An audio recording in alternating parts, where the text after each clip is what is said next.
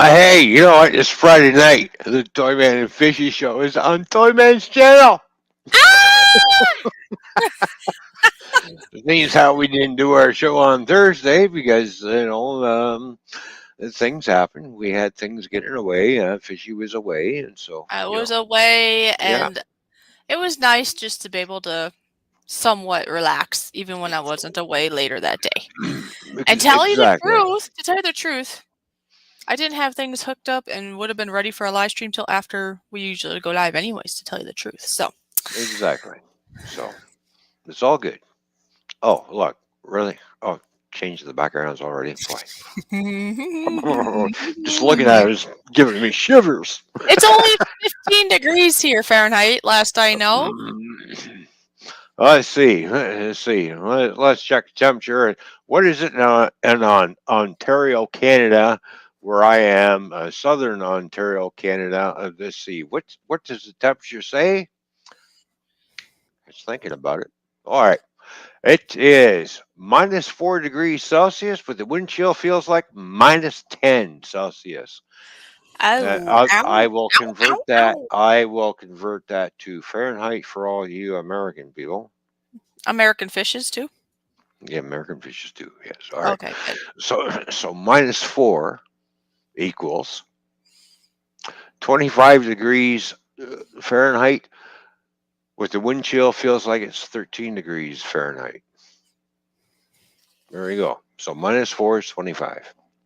Look who's lurking. So who's lurking? Who's Oh, lurking? what's up? What's up? I have no audio. I'm on vape stream now, but had to stop in. I'm lurking, so you can't hear anything we're saying.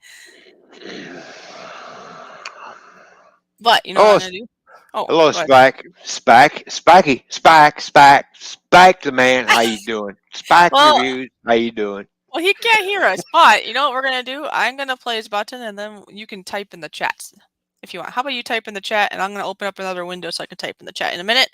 But let's just play his button, even though he can't hear it. He can see it, and anybody else here can enjoy it. Are you ready? Are you I'm ready? ready. Go ahead and push his button. Ooh, thank you for the permission. Just Problem. kidding. Here we go.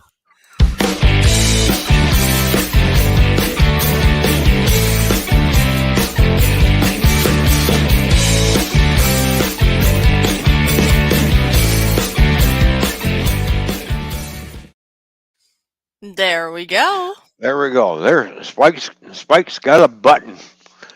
And that. He Hey. We also have to say hello to Dave and Wolfie. Hello, Dave and Wolfie. What's going on? Good to Dave see and you. Wolfie, 5 All right. degrees. Ooh, Yeah. and And Horror Collector is here too. horror collector. Always good to see you. Oh, Right on. Thank you for tuning in, brother. let's Appreciate see. it. I want to look at my temperature quick. Yeah, see what it is. I think it's gotten colder. I think. I think. Yeah, the winter months Oh, is it upon us. feels like 2 degrees. So actually, it said 15, but now it says 17. But it says it feels like Well, 2 degrees. at least I'm warmer than you are because you're colder than me. I Apparently. well, no, I'm not now. I was sitting here in my winter coat. I am now sitting here with, that was with a sweater underneath and shirts and other things, of course. But anyways, now I swapped out the winter coat for a blanket. So I Yeah. have a heavy blanket, a heavy sweater, a t-shirt, and such on. So I'm nice and cozy. Well, what the hell? It's Friday night. It's 11:24 p.m. where I am, and it's 10:24 where Fishy is. Yes, it sure is. Yeah, she's always an hour behind me. Oh, shush. I know. I'm just dragging behind. You're another one of those men in the future. I don't know. Another person in the future, right? Right? There you go. Yeah, but the funny thing is, I get to travel back and forth between the past and future. Oh. There we So, go. so when I head towards Chicago and Minnesota way, I'm traveling back in time. Oh, it's kind of I'm like going to the Back past. to the Future episode. And then when it's time for Yeah, me to go home, I'm going back to the future. and Horror Collector here said, shared you out on my community tab, Go Fish and Toyman. So, in Thanks, honor buddy. of horror, guess what we're going to push? Well, the share button, of Are course. you ready? Are you Yes, ready? I'm ready. I'm ready. Is everybody else ready? That's the question. 1, 2, 3, yes.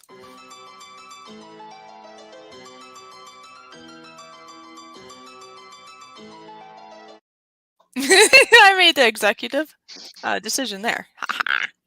Well, that's because you have control, and you know. I guess I have some control, huh? Well, it's better to have some control than no control, and you're always going to have control, no matter what happens in life. Remember, That's you true. have control. It just has to do with if I remember about myself, right? I don't let Exactly. other people stomp on me. Yeah, that's right. Let's just say I had enough of this bullshit. I ain't taking it anymore. Fuck you. Fuck off. Go away. Teddy bear. Hey, Oh, Stu, what's going on? It's good to see you. that's what I need. I need a teddy bear. I could hug and just squeeze a teddy bear. Not you, teddy bear, but I'm talking like an actual teddy bear, you know? Come on now. Are you replacing me already? No. I'm adding.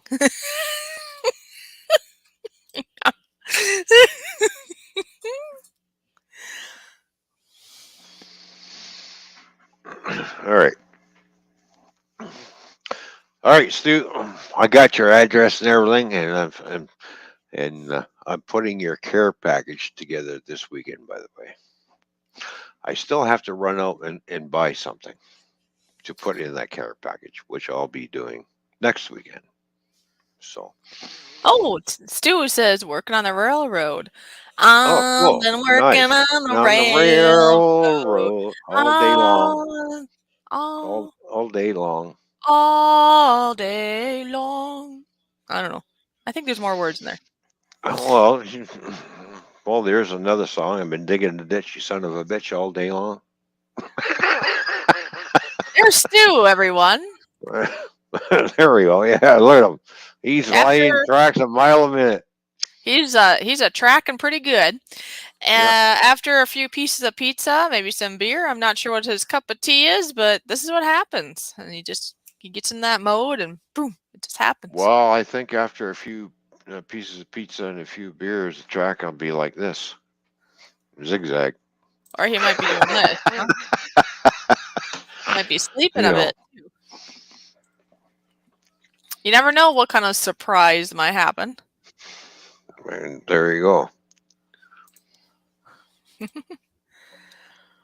Oh, and just so the folks know, I am temporarily on my cell phone data due to internal Dude. home technical difficulties. All right, Colette Whitney, how you doing? Good to see you. Does anyone else have the same problem with YouTube? Oh, apparently doesn't Well, always get YouTube notifications. I heard about that from somebody else. They yeah. said they were still connected to like my channel, for example, but they weren't Mhm. getting notified. Yeah. Now I have heard they've been playing around with the is it called analytics, like how they send out notifications and stuff to people. Right. Yeah. Partially because you know how they have there's different variants, but I know this. Shorts, for example, very short videos. Hmm. They used to get pushed more by YouTube, but then they adjusted some things in their intelligence area of YouTube land, and now people are not getting as many notifications. Now, I know that's about the short stuff, but I'm thinking they might Right. have adjusted other things too, and that might be part of the reason you're not getting notified. I'm sure when you adjust things, you're going to get little glitches and maybe some negative things you weren't hoping to get out of that result. Right. So, And the reason why people weren't notified because this was a spur of the moment surprise. We're fucking here. Type stream. You know what I mean? it looks like You know. Stu said no more beer for a while. Okay, that's good. Oh, Break, that's good. yeah. I'm, yeah. I'm with you on that one there, Stu. I know what it feels like because when I went to let's see, what was it? 2 weeks ago, I went to the beer store, bought 24 beers. It was at $40.95. A few days ago, I went to the beer store to buy the same case of beer again. Next thing you know, I turn around and I'm looking at the price. It's now $42.50. That's quite the frickin' jump, don't you think? Don't you think? You know So, so I says to myself, self,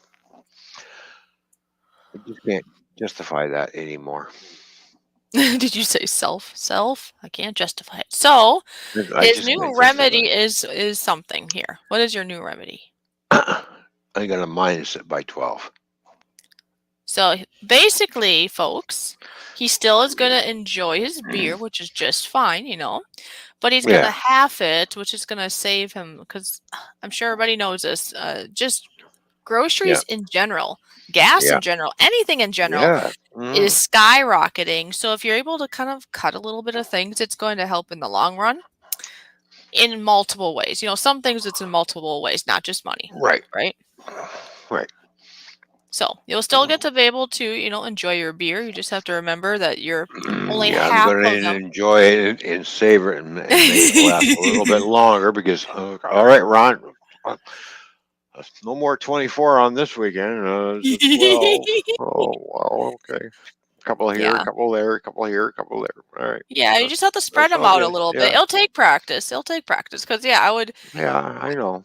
I would like to see it that you can spread it out so you don't like run out. I would feel for you actually if you like, went through the 12 right away and then you have none left, if you do commit to what you said.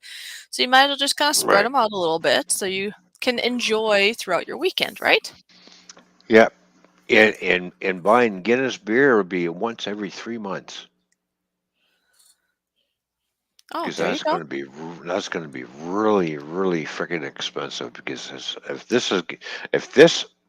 has gone up, guaranteed the Guinness beer is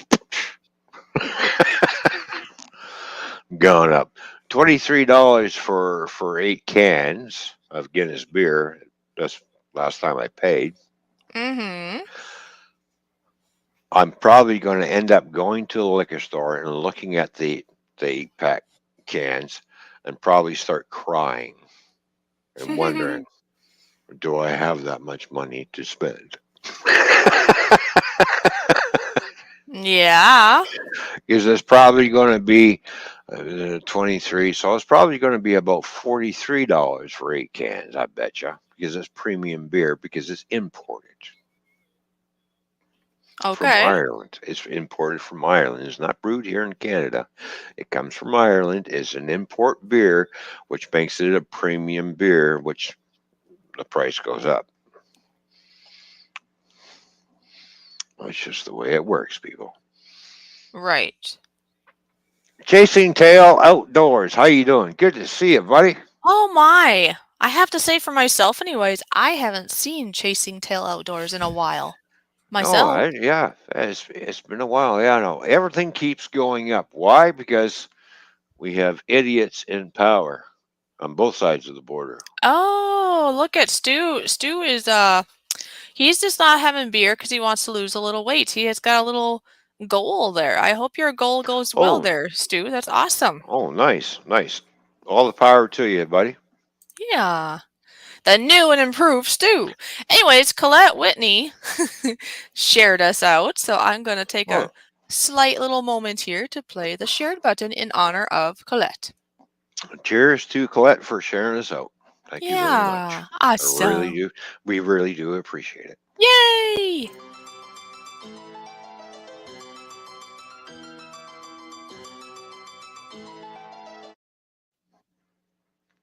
And chasing out tails, chasing out tails.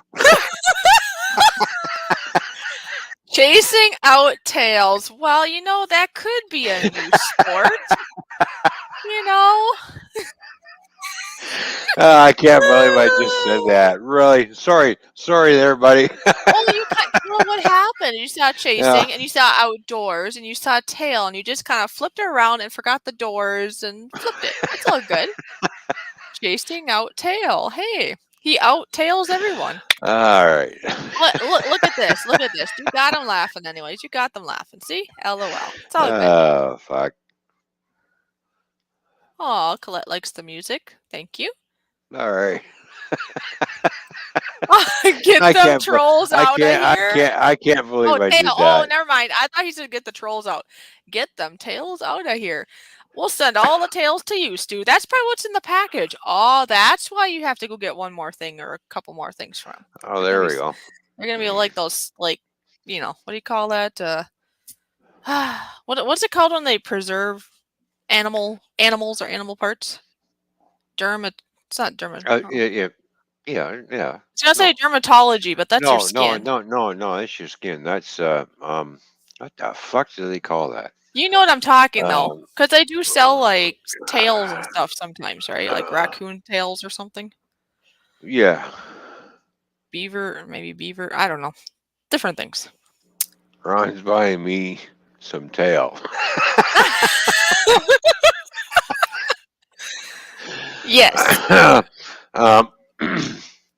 I I don't know. guess. Is that in Canadian dollars or Australian dollars? Because it Oh, was. thank you. Taxidermy. There we go. Oh, See, there there we was go. derm There we in go. it. Taxidermy. Yeah, So I there was we go. thinking Yeah. there's derm, but when I knew the other was just skin. So you have to take the And- taxi to go get the skin to make the taxidermy. Okay. right. And I do apologize to Chasing Tail Outdoors for butchering up your name. Because leave it to the Canadian to fuck something up. Oh, but I think Chase and Tail found it funny. I think we're okay. Right there, Chase and Tail. Are we okay? We didn't mean to hurt your feelings at all. No, no. It was, I don't know what the fuck I was thinking. Oh well, it is what it is. Cheers. Cheers. Well, I tell you, work last night was really busy, and I went out to grab other trailers, and I'm looking at all the trailers that are in the drop yard, and I'm looking at all the trailers that are straight in one row, and looking at the trailers that drivers have been dropping off. Is there something wrong with those with these drivers' mirrors? Because every one of them was so freaking crooked. I had to straighten out the whole freaking row, and when I straightened out the whole row, Uh huh. hey, I got three more trailers in there. Oh. I'm starting to thinking. I'm thinking to myself. I'm thinking now. Liberty, which is one of the trucking companies that drop off trailers. I'm thinking to myself, is this a broker or is this one of your prize drivers? Because I'm going to tell you what, you're backing in an area where there's a trailer on either side. But this guy decides he's going to put the thing in so damn crooked. Do you not check your mirrors? No, because you know why? Because he's probably on his phone going, blah, blah, blah, talking, and he's probably wearing, and of course, real truck drivers don't wear fucking flip flops. I'm going to start taking pictures of all these drivers who are dropping off trailers, and you can see how crooked these guys are. They, they, what? Do you got your mirrors angled so that look at me, and you're driving down the road and you look in the mirror, you don't see your trailer, but you see your reflection. Oh, look at me, I'm a truck driver. Ooh, fucking really? There are lines on the parking lot to guide your trailer in there straight. Can you not read the lines? Can you not line up your trailer with that line so you can back it in straight? I do it every fucking day. I don't have a problem with it. These guys seem to have a problem. They can't back the fucking thing up straight. They got to put the thing in all fucking cockeyed and take up all kinds of fucking room, cause me more work. You know, I got to straighten everything out, which takes me about an hour to straighten everything out. And it's like, okay, now I can throw in three more trailers because they're all over the place. I can't believe these. Either they're new drivers or they have not have the concept in their brain that if I look crooked, I'm straight. But if I look straight, I'm crooked as hell. It's some of these drivers. I'm going to tell you what. When they adjust their mirrors, I'm like, you're looking at yourself. You're driving your truck. When you look at the passenger mirror, you can see your own reflection. Oh, and then we have You nice L Strip. Good to see you. know, L ever. Strip. Yeah. I'm sorry, I'm doing a little rant on truck drivers right now. I know, but do you see who's here? Just say Yeah, hi. I see who he's there. Yeah, Hi. yeah. Hi. Hi, nice trip. Nice trip. How you doing? Yeah, it says hi, have a nice day. Yeah, Yay. okay. So, Okay, ranting time. anyways, ever since the invention of the automatic transmission for trucks, eh, right? Truck driving schools seem to think, oh, we can put anybody in there in the truck because they're automatic transmissions. Yeah, no shit, Sherlock. Anybody can drive a fucking automatic transmission vehicle. Um, can they drive the trailer? That's the question. And obviously, from what I've seen in my drop yard, nobody can drive the trailer straight. They put every, if it's not Liberty, it's IFS. If it's not IFS, it's Sun Transport. If it's not Sun Transport, it's Speedy Transport. None of these drivers can park their trailers fucking right. None of these drivers can park their trailers straight. I'm thinking, boy, you must be the pride of your company who have not got the concept of backing the trailer up. I've been doing it for 35 fucking years. I've never parked a fucking trailer crooked in all my fucking life. And of course, back when I was truck driving, we never had automatic trucks. Oh, nice is from the Philippines. That's why you're so nice. Oh, how you doing? All right, I'll Crack be this right up. back. I'm gonna go see if I can. I don't want to waste all my data, so I'll be right back. Okay. You know why? I'll be right back. Yeah, I know why. Yeah, I know why. Guess some. Can I say why? Anyway, some fool. It's your show. You can do what you wish. I'll be right back. Yeah, some fool decided to come home and thought, well, I need to move the appliances, but I need to disconnect the internet. What does the internet got to do with moving appliances? Are you that fucking retarded? Anyways, what an asshole. I'm from the Philippines. Nice to meet you all. Hey, it's great. It's always good to see people around the world. Philippines or wherever you are. Hey, it's good to see you. Thank you for tuning in, buddy. Cheers. So, anyways, yeah, I was always busy last night straightening out not only the drop yard, the pickup yard, and everything. I can't believe like it just floors me on how drivers cannot back up a fucking trailer and put it in straight. You're going in between two other trailers, but you're going to throw it in there cockeyed. Why? Because you're too busy on your fucking phone going, you're not paying attention what the fuck you're doing. Put the fucking phone down. You want to be a professional truck driver? Put the trailer in straight like it's supposed to be. Simple. Get the fuck off your phone and pay attention to what you're doing. I'm going to start taking photos of where I work at the drop yard. Okay. I'm going to show you how My line of trailers, when I back them in, they're nice and fucking straight. When you go down the row, you can see how crooked they starting to fucking get because of these fucking drivers. Because they drive automatic trucks. Because these are the drivers who can't shift gears. Don't just don't get the concept of backing up. I watched one driver one day in the drop yard, and I got to work a half hour early. So I'm there at 9 o'clock. I know it starts at 9:30. I watched this guy for 20 freaking minutes trying to back his trailer in between two trailers. 20 minutes. And I watched him. Why it took him 20 minutes? He had his phone like this, attached to his ear, talking, laughing, and not paying attention what he's doing, and almost hit the one trailer when he was backing in because he's got this fucking thing attached to his fucking face. Hey, this thing.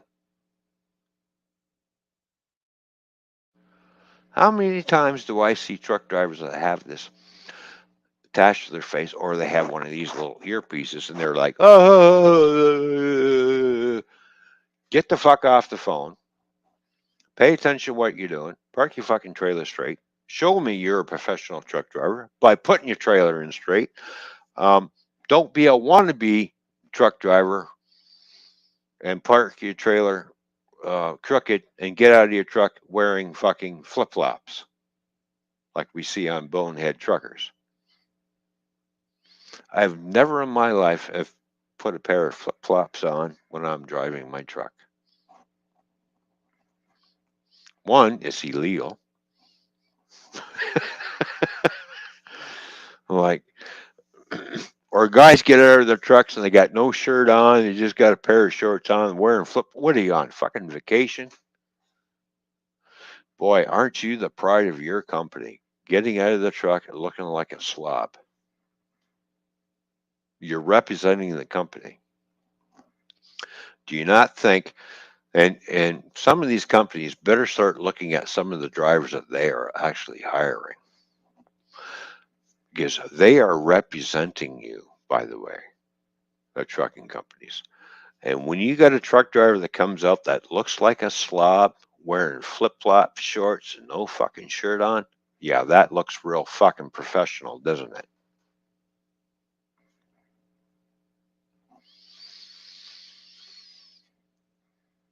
Scrabber Wolf, what's going on? Good to see you, buddy. I don't know. You people probably see it every day too, like I do. Like, I don't know, you were a truck driver? You don't look too professional. You look like a fucking slob on fucking. Look like somebody that crawled out of a fucking RV. You know, yeah, some truck driver you are. Yeah, yeah. Look at you, fat, you fat son of a bitch. You know, got all hanging out and everything. You got no shirt on. You got flip flops. You short, and you're pissing all over the place. Like, all right, good representative for the trucking company, right there. Right.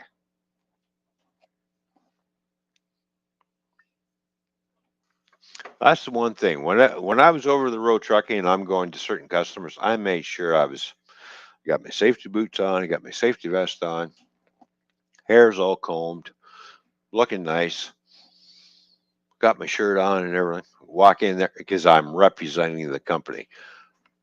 I've watched so many people come in there into areas. I'm sitting there, I'm looking at them going, thinking to myself, what is this guy in fucking vacation?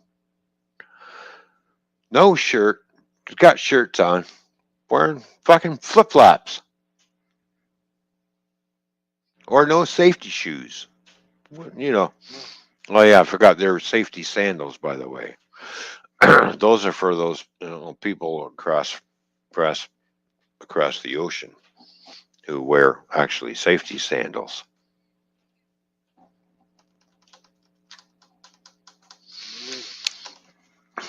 I was at I was I was at one of my pickups. It says right on the door, safety shoes required to enter this area. I mean, steel-toed running shoes or steel-toed work boots, not fucking flip-flops or safety sandals. Safety vests must be worn in this area. And how many truck drivers have I seen that they got flip-flops on, no safety vest, and one guy got refused service because no, you can't come in here. First words that was out of his mouth, and he had this card right in his back fucking pocket. Race card. You're saying that because I'm from India. And I looked up and says, no, he's saying that because you're a fucking idiot. One, you got no safety vest on. Did you not read the sign? Oh yeah, I read the sign. Do you not understand what that sign says? Oh yeah, I understand. It says one, no safety vest, no safety shoes, no service, no load. Guess what? Go back out and change and come back in. Plain and simple. Like for fuck's sakes, people.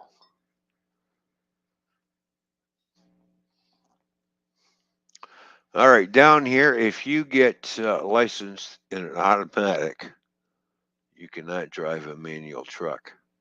Wow, there you go. Hey, that's one way to weed out the bad drivers. But a long time I'm ago, back, Mr. Long Time well, Ago. welcome back, honey. Hi. Guess what? Love you. Oh, I love you too. Guess what? No, I love you lots. Oh, lots and lots. Lots and lots. Oh, Anyways, I'm now on the internet, by the way, oh, good. because it Did you got let did you let Jackass have it? well. I did earlier. Now it Yeah, was he actually really is an asshole. it really was plugged in now, but the modem plug accidentally it's a very touchy modem plug, Oh and it yeah, falls off. actually, yeah, yeah, No, yeah, for real, for real. Even when we deal with it, if it moves just by a hair, the light goes out. So, anyways, he didn't yeah. realize that was Tom plugged. So now it works. So it's all good. So earlier, yes, it Yeah. got disconnected, but now it's good again. Anyways, Jason's out to yeah. Back in the day, if you could not, and this is how we weed out the bad truck drivers, by the way, back in the day, but because of the automatic transmission, and thank you, truck manufacturers, you fucking dummies, who now we have idiots driving fucking trucks. Anyways, back in the day, if you cannot shift that truck, the gears with a manual transmission, you don't get your license. Plain and simple.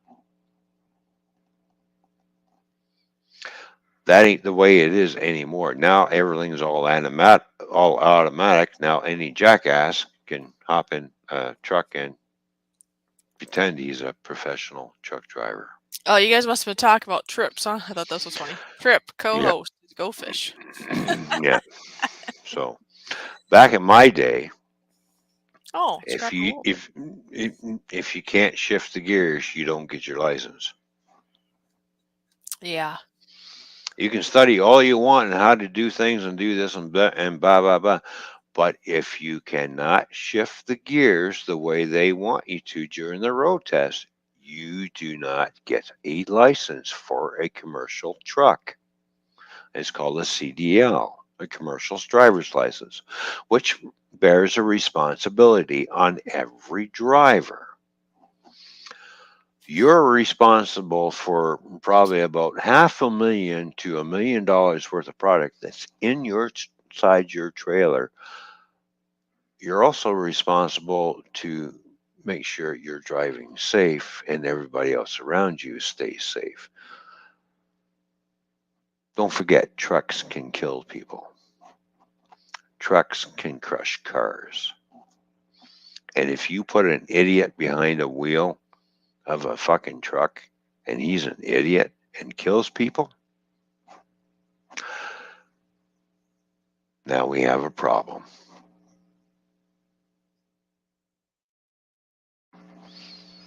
Now, I've been into a few accident scenarios where I'm sliding and I can't do anything, and I decided to get off my brakes instead of slamming into the car full of fucking people, like kids and everything, like a family. I actually decided to put my truck into the fucking ditch. I would rather take the ditch than kill somebody.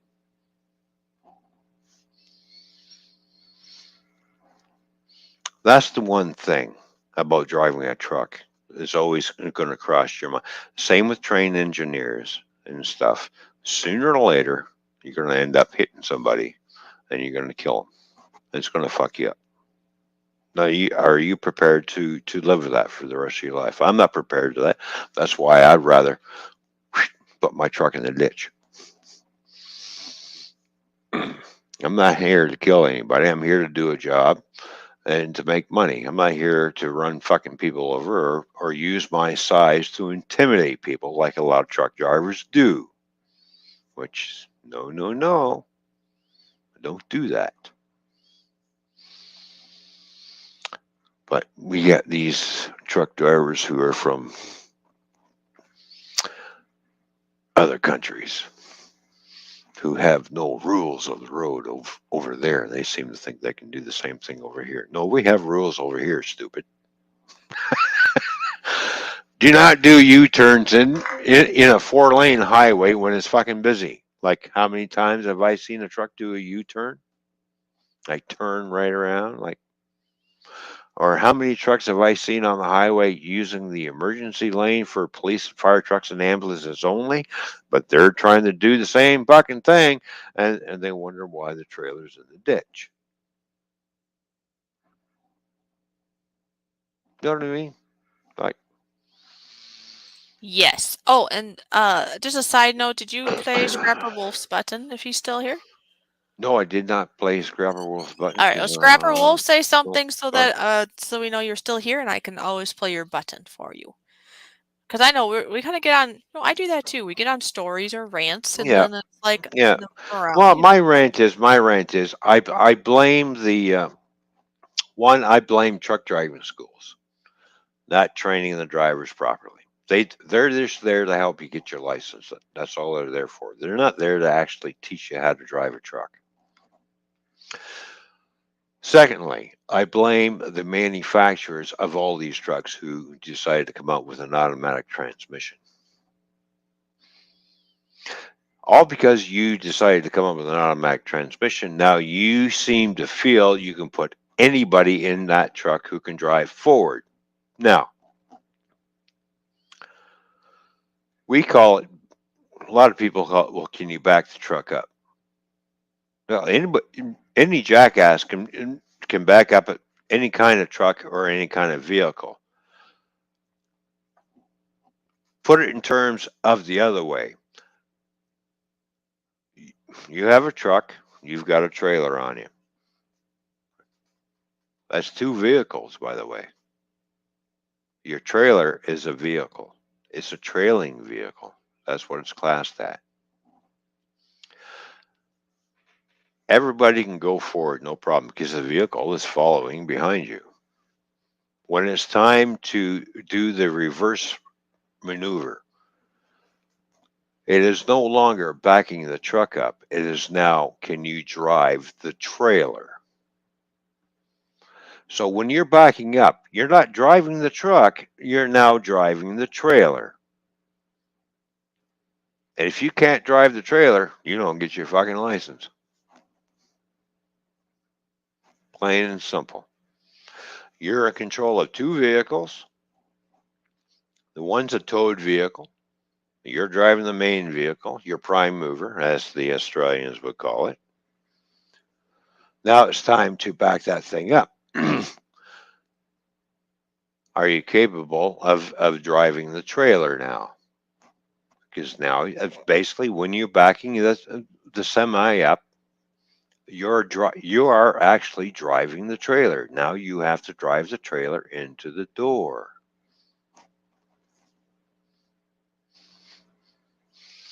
And if you can't do that, don't get behind the wheel of a truck because you're an idiot. So, and that's how it is. Laura, Laura Lee's life. How you doing? Good to see you.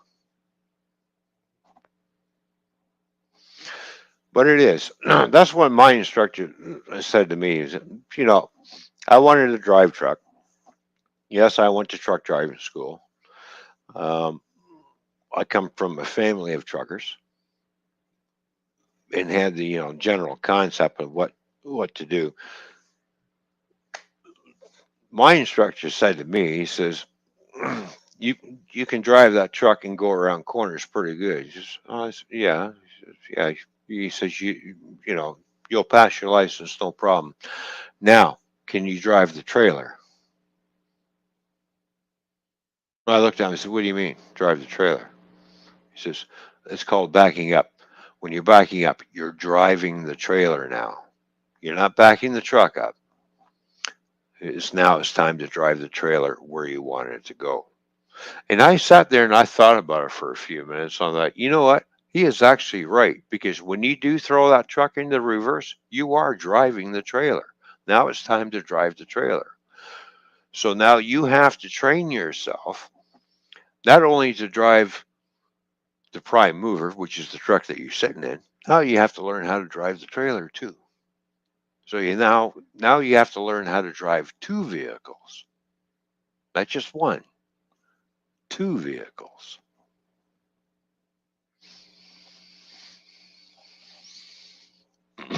I'm gonna tell you what. When I went for my road test, and even the examiner says, "All right,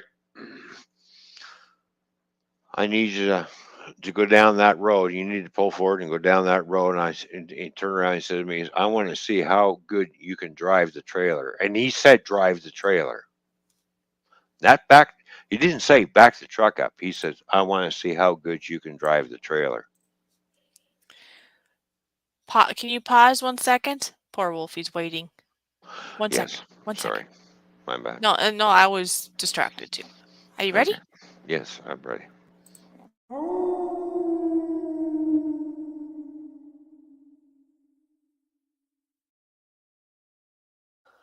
There you go, Wolfie. Yay! And hi to Laura Lee. Okay, you can keep going. So I was shocked when the license examiner says to me, "Time to drive the trailer." Now back it up. Can you drive that trailer down that road? Well, I looked at him and said, "Yeah, no problem." All right.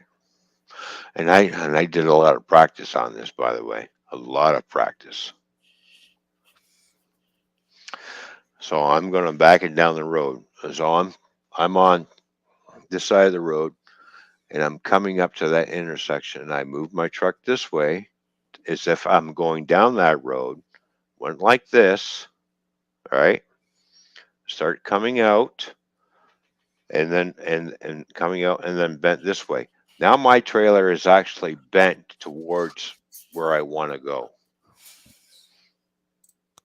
Captain Jerk! And then I just zipped around the corner like that, and then pulled it back out around and started doing everything else. But the guy said to me, "I need you to drive the trailer down that road, not back the truck up." He said, "Drive the trailer."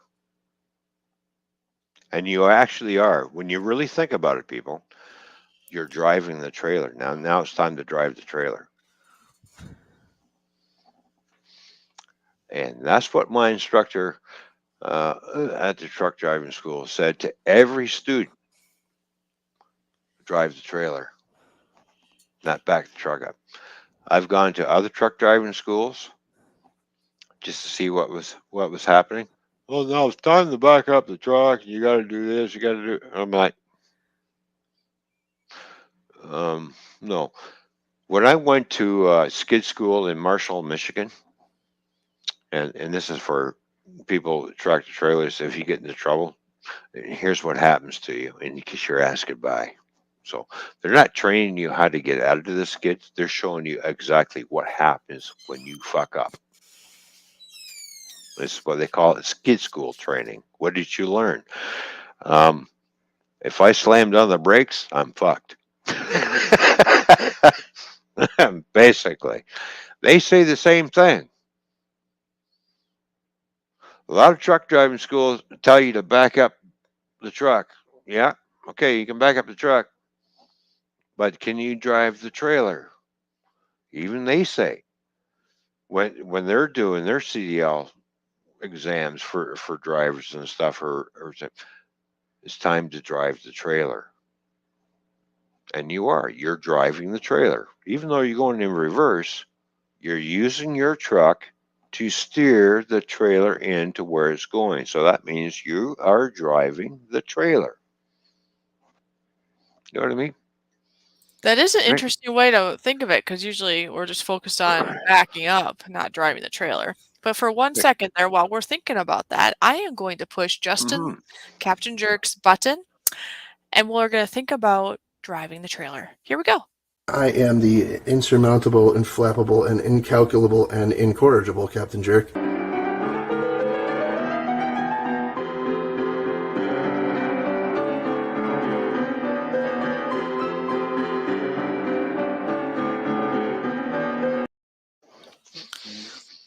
Ah, now he disappeared. Why? Well, you play Captain Jerk's button, I'm going to disappear. No, I'm just kidding. No, I'm just grab some. I'll be right back.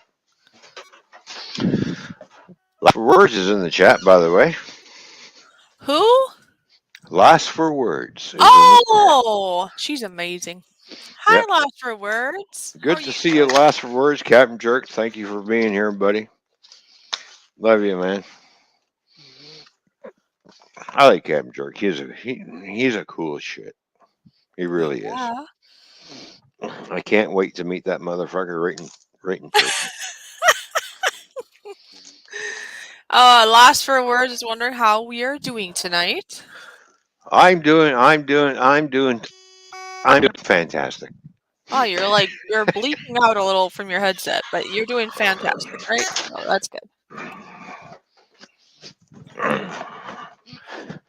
I'm doing great. Fishy, how are you doing? Better than I was. I was, earlier Oh, was that's good. That's good. Timber. Yeah, there we go. And it's good to see Captain Jerk. Captain Jerk, love you, buddy. You're a great shit. He tells it like it is. He's like me. Don't give a fuck.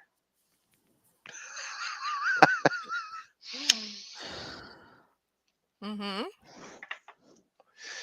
But anyways,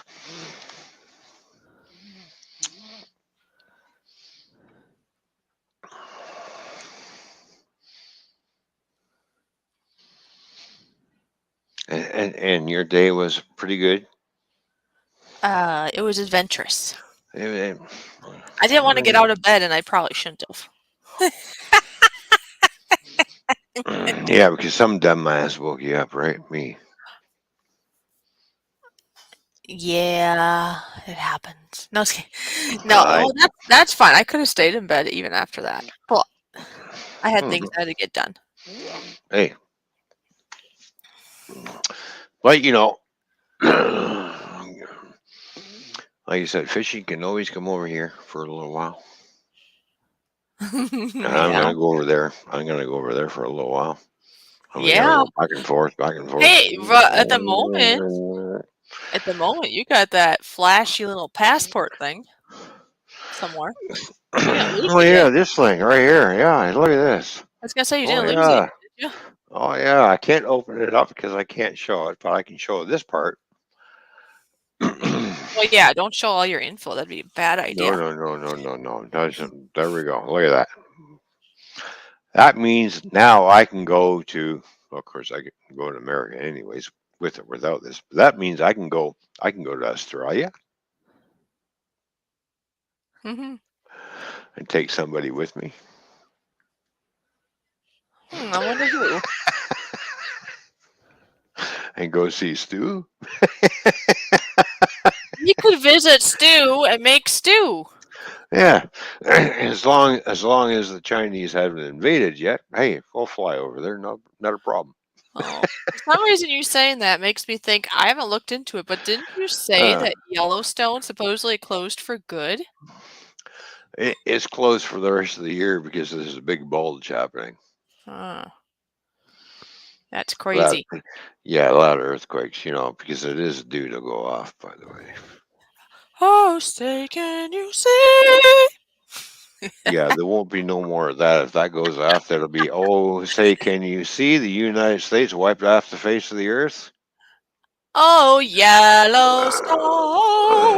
Don't forget that's a Oh. super volcano which will have global life-changing effects for everybody, not just us. Hey, Spencer's Food Reviews. Good to see ya. Spencer, food reviews. How you doing? Good to see you, man. Thank you for tuning in. First time meeting you. Nice to meet you. Oh, damn. Anyways,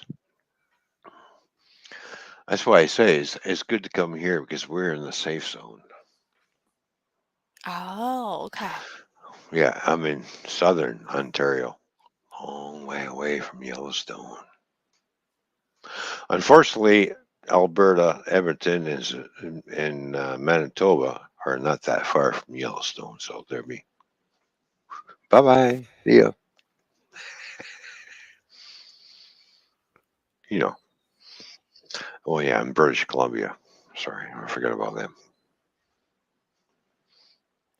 You forgot? Yeah, I forgot we have a West Coast. Oh, yeah.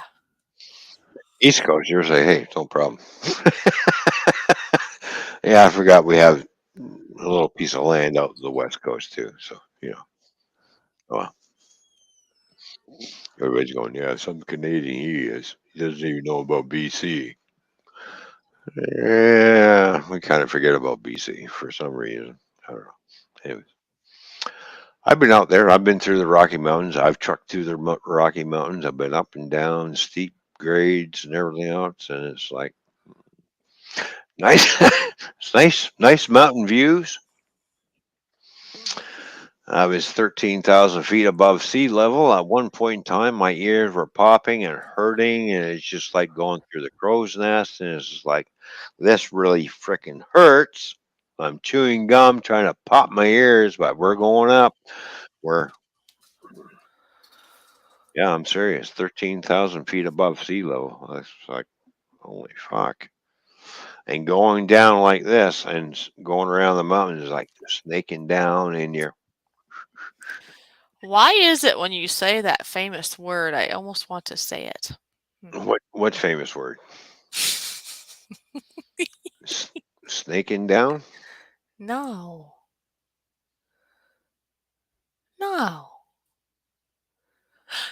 Like fish. Starts with F, right?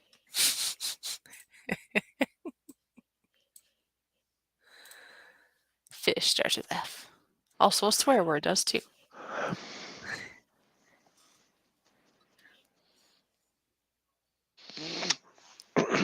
I know what you mean, Mm-hmm.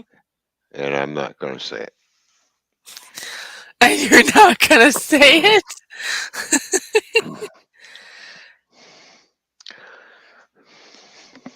Not right Make now, but maybe later. I don't know. yeah. Well, it makes me think. Okay, it's not the right word, but it makes me think of the phrase "ain't a word, and I ain't gonna say it." But it's not that word, of course. Yeah, ain't's not a word. Yes, I'm going to go fuck a fish. Okay. Ah! You did say it again. No, I didn't. You're hearing things. I didn't say Ah! nothing. You're hearing things. You're hallucinating again. I freaking not. You freaking are.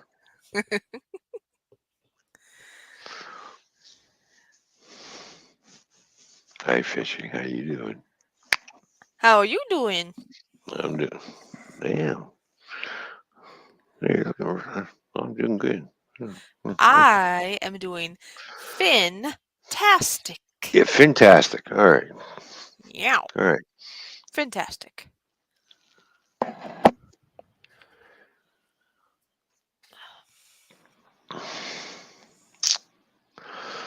All right, my finger's doing good because now that it's healed up. So, anyways, we're seeing what chasing tail is outdoors is saying. There you go.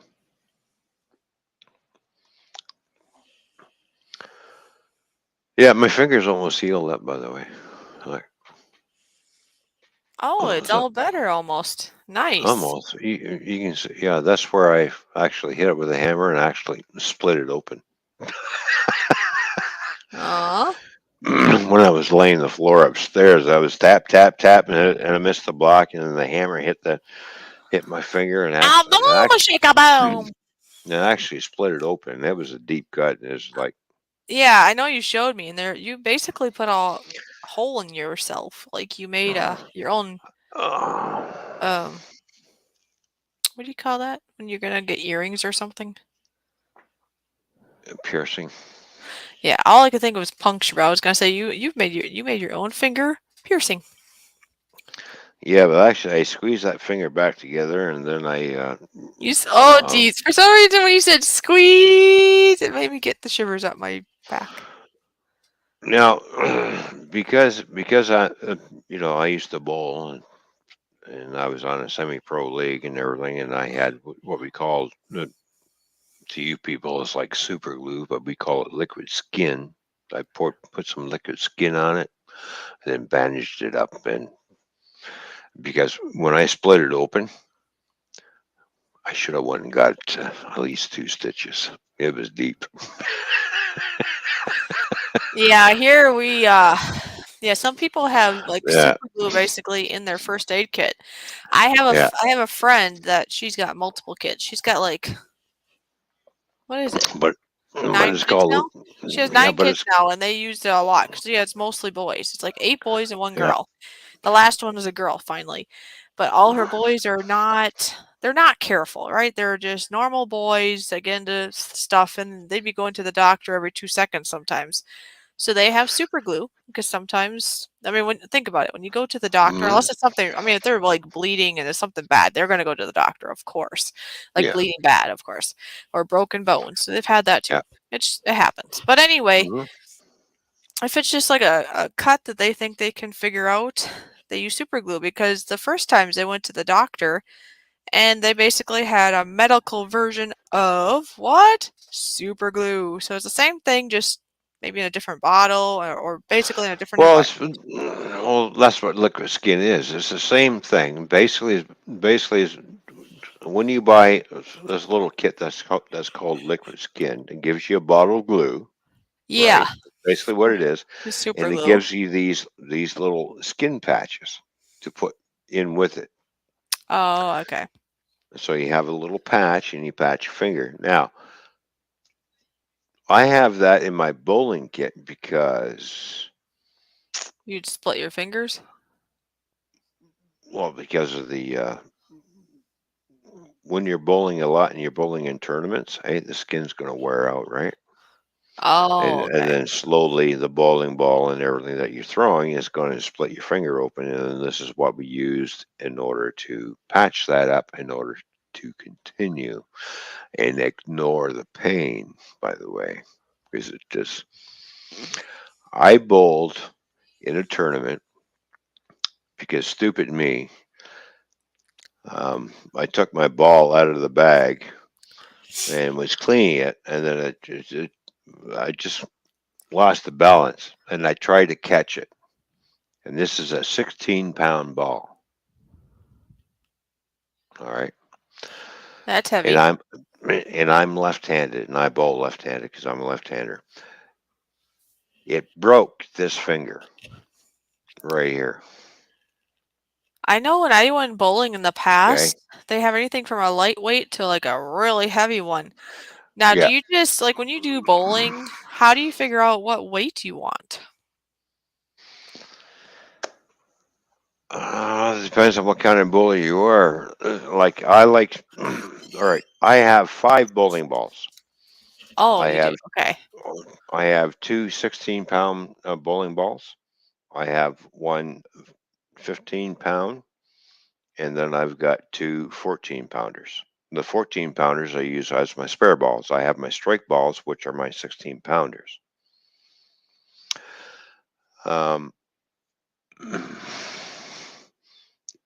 The heavier the ball, the more the traction you get, the more it goes into this strike pocket. The lighter the ball, the more the ball gets deflected off the pins. This is why I use it. And 16-pound is the heaviest ball you can get for bowling because it basically drives. Now, you have to be careful when you use a ball with that weight because it will drive itself into the pins. You can either drive through it or drive into the area where you got your strike zone and you get a strike. But you have to be careful with it. And you also have to bowl with that with a little finesse too. You just can't whip it down the aisle and expect a strike because it's not going to happen. Because you start whipping it, it's going to drive right through it's just going to slice through the pins. It's not going to do anything.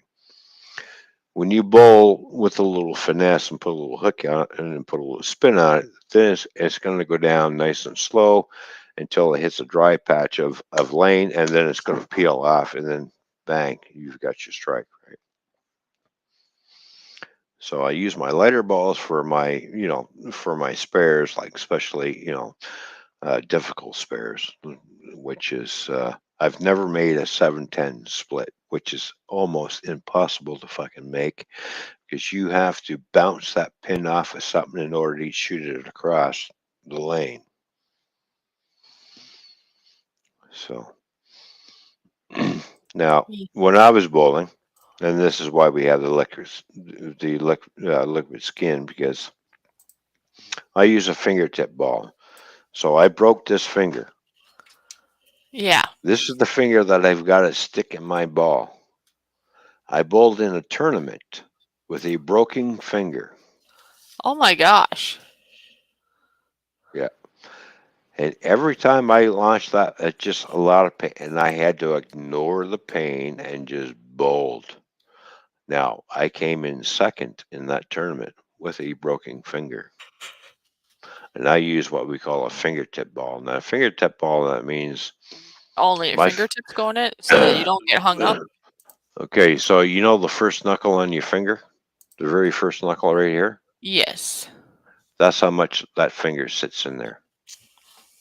All right, so it's that much of the finger that sits. It's called a fingertip ball. So that goes in so far. This finger goes in so far. These two outer fingers here are laying on the ball nice and flat, and your thumb's in.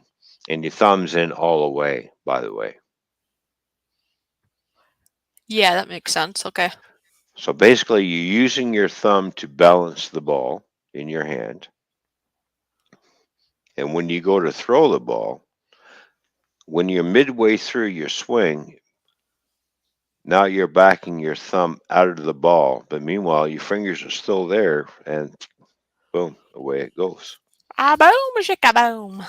Yeah. Now your fingers are only holding the ball. As soon as you back your thumb out, and you're in the swing, you're like this. And now your thumb's backed out because you're backing your thumb out, and it's just automatic. You just back it out.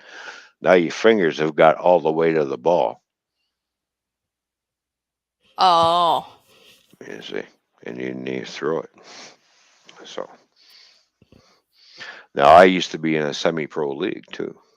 So and nobody and I'm a left-handed bowler, so I've won a lot. I've been in a few tournaments. I've won a lot of tournaments. I've won a lot of money tournaments. I've held an average of 190 to 195 average. I've Yep. never bowled a 300 game, but I've bowled a 299. I was on my way to a 300 game in one tournament and ended up with a 299 because on my third strike left a solid 10. Oh wow. Yeah. So I bowled 299. I bowled 287. I bowled 275. That was my highest game, was 299.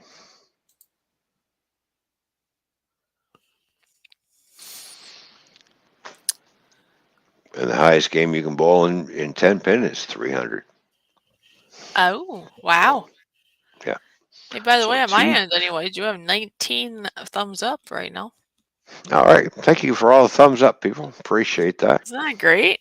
Yay. Wolfie, don't need one in the winter. It's called logging roads that go right in and out of Canada. Oh, well, there you go. I didn't. Yeah, that's right. Yeah. Oh, you don't need a passport or what? No, it's logging roads in and out of Canada. Oh, there you go. Go on a logging road. Hey, hello, fishy, flying free. How are you? Good to see you. She's cute. You know that? Hey, now. Just kidding. That's just my other half, I guess, or however Yes, you I say know. that. Yeah, she's really cute. She's good looking. She's pretty. Because you got, like me, Right. myself, and I, right? So this is me, and that's myself, and apparently I need another channel to be I. Yeah, well, that's why see, we got the Toymans Bar and Grill, we got RWC Toyman, which is my other self, and then we have Ron, which is the other weird dude. I always need a weird dude in life. Yeah. So I got 3 channels too. So Okay, okay. anyways. So, anyways, as we speak, and then of course, Buffalo, New York, has been socked with a lot of frickin' snow. Oh yeah, I saw that. Yeah, yeah. The last update they had almost 6 feet of snow. Wow. It's like, wow. All right, we got the tail end of that storm that actually went there, and yes, and we only received 2 inches. And I live in Canada, the land of the ice and snow. Yeah, we decided, yeah, we don't need the snow. We'll just give it to Buffalo. Why? Because we really don't like New York State. Yeah, that's funny. Which is only 2.5 hours away from me, by the way. That border, it's only 2.5 hours away from me. Buffalo, New York is only 2.5 hours from where I am in Ontario. Detroit, Michigan is 2 hours and 15 minutes. And Port Huron, Michigan is only 45 minutes. So I have 3 access points where I can cross into these states. So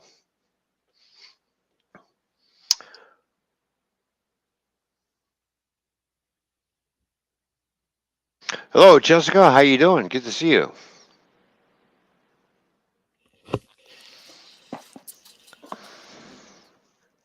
Hi, Jessica. How are you doing? Yeah, so I have a 3 point. Well, of course, where I'm situated is in between the 3 borders, right? So um, everybody's probably thinking, well, let's see, you're in London. Yes, I'm in London, Ontario. So it takes you 2.5 hours to get to Buffalo to cross the Niagara region. Yeah, it takes you 2 hours and 15 minutes to get to Detroit. Yeah. Right. Okay. It only takes you 45 minutes to get to the Sarnia Port Huron border. Yeah, because it's a little bit closer. Oh, I see. All right. So, little educational tool here for a minute. All right. Uh-huh. So we're going to show. I'm going to show everybody. I'm going to show you everybody exactly where I am in the world. Uh, I don't care. You want to know where I live? That's fine. I don't give a shit. Anyways. So, all right. So let's do the percent. Now I live in London.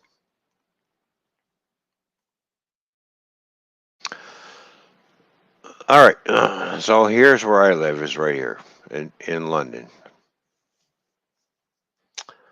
And here's Niagara Falls, Buffalo over here.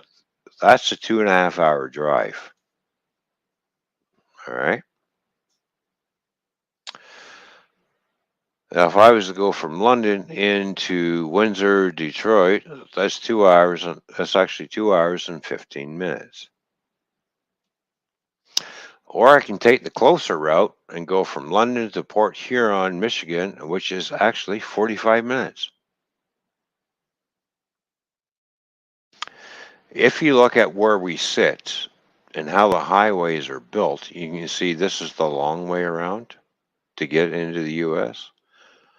This is also the other long way around to get into the U.S. This is the real shortcut right here. Bang. Here I am. All I have to do is just travel down in order to get to where Fishy is travel down through here, go like this, go down and go over here and boom, boom, boom, bang. Yep, exactly. Exactly. Which is actually 12 hours. Well, 12 and a half hours away, actually. Now, Yeah, if it's I like live, half a day. Nice. exactly. So if I lived in this little area here, Windsor, which is Detroit, eh, it's only 10.5 hours. This is like scoot across a bridge and whoosh, Right. away I go. If I lived in Windsor, but I don't, because I live 2 hours and 15 minutes away from this city. It's 2 hours and 15 minutes Yep. to where this is. This is where I am. So as you can see, where St. Thomas and all these other little towns and everything, we're situated in between two actually three lakes. We have Lake Huron, Lake Ontario, Lake Erie, and then Lake Ontario is up here by Toronto. When we get lake effect snow, we can get lake effect snow from Lake Ontario, which drifts this way, or snow that drifts this way or that way. Oh, okay. But when you look at Canada, all right, so here's the line that divides us between us and the US. It's freaking cold up here in these areas. Now Ontario is the largest province that's in Canada. It gets really cold up here, but we are the warmest part in southern Ontario because we're southwestern.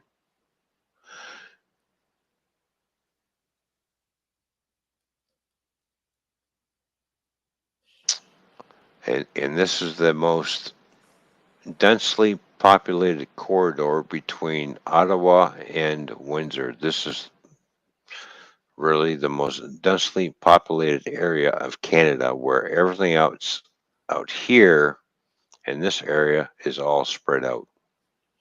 Oh, yeah, yeah. Like this, like once you get into Manitoba, and then you get into, you got Saskatchewan, Alberta, and everything. You've got the prairies right here, and it's all basically flat land. So you got the prairies. This is where the prairies sit, right up here. So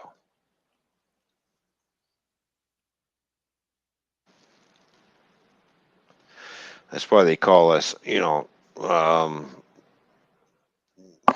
a mini California for some reason. And we are. There have been some winters where I have not seen a drop of snow, Oh, yeah, that can happen. and I've seen that 3 times in my lifetime, where we had not had snow, and we were still walking around in the middle of January and February in t-shirts, because it was not that cold.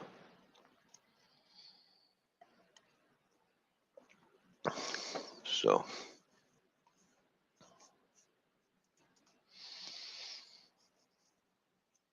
Because when the lakes don't freeze over, it's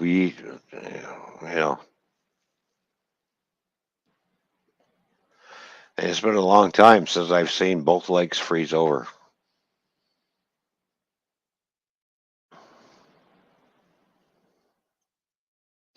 Because when they freeze over, we kind of get a lot of freaking snow.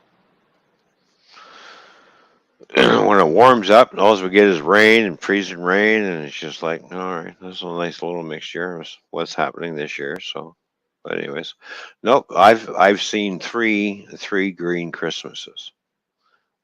December 25th, no snow. Period. Green, the grass is still growing, flowers are blooming. It's cool, but you don't need a winter coat. That's how warm we were.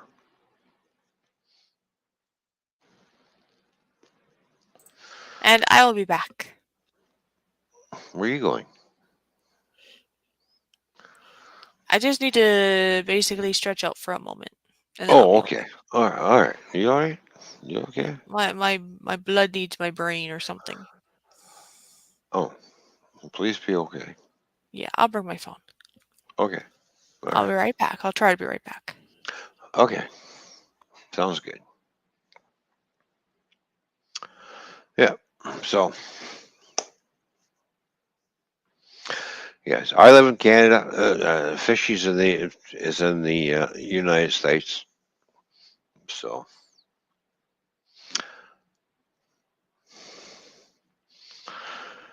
I don't know what's going to happen. But anyways, I have my political views, which I'm trying to restrain from right now because what I'm thinking about the jackasses in Ottawa. Oh, did I say that out loud? Yeah, the dumbasses in Ottawa. Yeah, thank you, fucking idiot. Who's putting the prices up on everything? Thank you. Cheers. And then we get the dumbass in the States who's doing the same damn thing. And then we got some fucking jack off on the other side of the world who's trying to start fucking World War III. Thank you to the jack off who's starting World War III. Or trying to, anyways. I've sat here one night and I have to say something about this.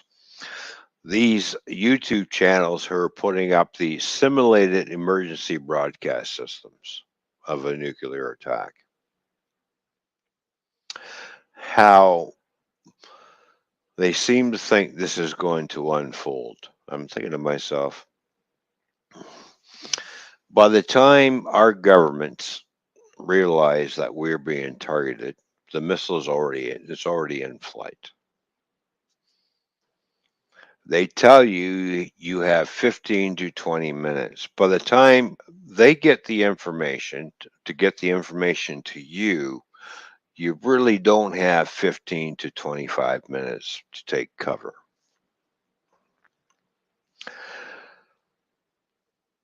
You may have maybe 5 to 7 minutes to pack up and leave the city. Good luck. They tell people, and this is the kicker, and I know how these nuclear weapons work because I studied up on them. I know how they work and what they do, and they don't hit the ground. A lot of people seem to think they hit the ground. No, they don't. They detonate over top of their target, anywhere between 75 to 100 feet above the target. So what happens when one goes off? One, it consumes all the oxygen within 50 miles. It's like a vacuum. It sucks all the oxygen up. Two, you wouldn't even know what the hell hit you. You wouldn't see the flash, nothing. Your lungs would collapse just like this. Within milliseconds, the entire area of the 50 to 100 miles would be incinerated with intense heat. You wouldn't even know what the hell happened to you. So I like it when the world's government turns around and tells you, go hide in your basement. All you're doing is prolonging the agony that you're going to feel. If you find out that there's a nuclear weapon coming to your city, you might as well just go outside, kiss your loved ones, and say, see you on the other side, and be done with it. Because you're not going to survive a direct hit from a nuclear weapon, because it's going to devastate at least 100 miles of its target.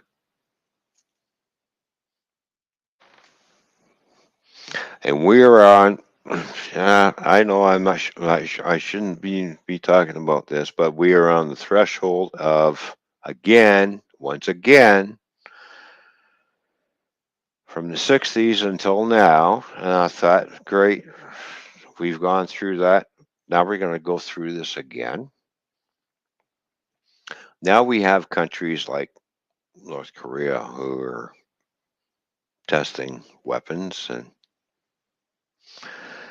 they have the capability of hitting Canada and the United States now, apparently, along with China. And we already know Russia already has them.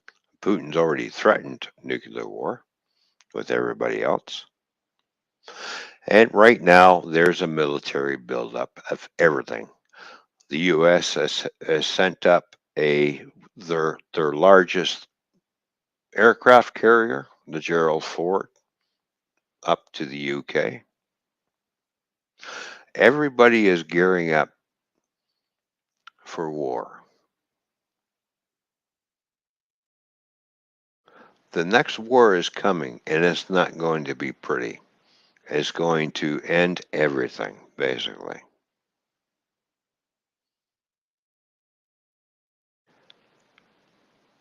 You would think after two world wars, you think everybody around the world, and especially the world's governments, would learn from those two big mistakes. But it's called rinse and repeat. Rinse and repeat. There won't be anybody around to fight World War IV because there won't be nobody left alive. There'll be so much radiation on this planet, nothing will survive. The only survivors that are going to be is the cockroaches and the earthworms. That's it. And for all you people who have fallout shelters or think you got yourself a safe haven, all you done was built yourself your own private crematorium, your private tomb, because that's what's going to happen. If you do survive a nuclear blast, you would have to be in that shelter for at least 72 hours or more. And then what are you going to come out to? Nuclear winter, radiation. Eventually, it's going to kill you. All you're doing is prolonging your death. That's it. On the other hand, where I live, I already know my city is a target. My city is a target for a nuclear weapon. Where I work is a target. I'm right next to a plant that builds military tanks. We have a major airport. We have an aircraft manufacturing plant here. We are going to be one of the ones in the first strike of a nuclear war. Anywhere, all major cities are targeted. Toronto, Ottawa, Montreal. They're all going to be targeted. Same within in the U.S. The smaller cities will be in the second wave of the strike.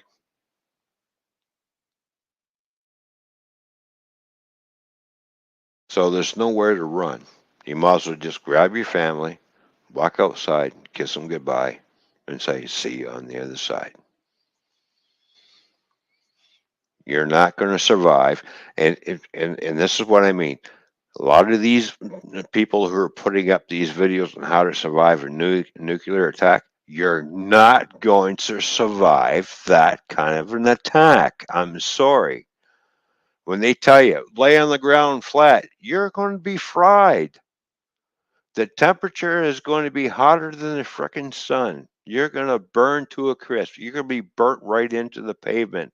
Look at the people of Nagasaki and Hiroshima, where that thing detonated 100 feet above its target,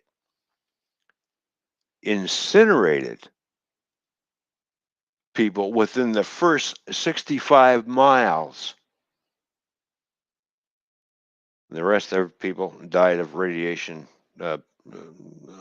poisoning because they died within 6 weeks. So that's what these weapons are designed to do. They take all the oxygen out of the impact area. It's like a vacuum. Your lungs collapse. The temperature rises very quickly. You are incinerated within milliseconds.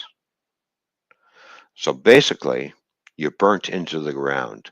If you go to Hiroshima today, you can see where the people were last standing when that thing went off. They were actually burnt into the pavement. They were just incinerated and boom. We call them shadows. And that's where they were last standing or sitting or whatever they were doing when that thing went off.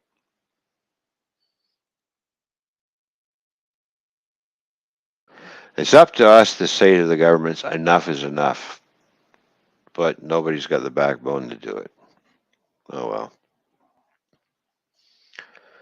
I would like to think we've come, we've learned from the two world wars, but apparently, obviously, um, we have not.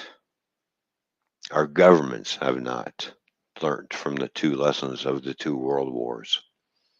And here we are again on the threshold of World War III, and it's going to happen, and those missiles are going to start flying. We are closer now than we have ever been. The United States right now is sitting at DEFCON 1, actually, which means they are launch ready. And so are the Russians, and so are the Chinese. Everybody is launch ready. Who is going to be the first to push the button? That is the question. And everybody around the world is a target. Me, you, everybody who's listening to this broadcast. And you can't hide from it. You can try, and I wish you lots of luck. And you survive, you're going to die within 6 weeks anyways afterwards, because you're going to have to face nuclear winter and everything else and starvation, and you might as well be around detonation point and boom, you're done. See ya. So I'm a little pissed off. I'm pissed off at my government. I'm pissed off at the U.S. government. I'm pissed off at that fucking idiot over there in fucking Ukraine who started this bullshit. Why? Because he pissed off the fucking Russians for some fucking reason. And when you piss off the Russians, when they decide to come for you, and they went for what the fuck's that moron's fucking name over there? Anyways, now he's crying out to the rest of the world, "Can you come help me? I accidentally pissed off the Russians. Now they're attacking me."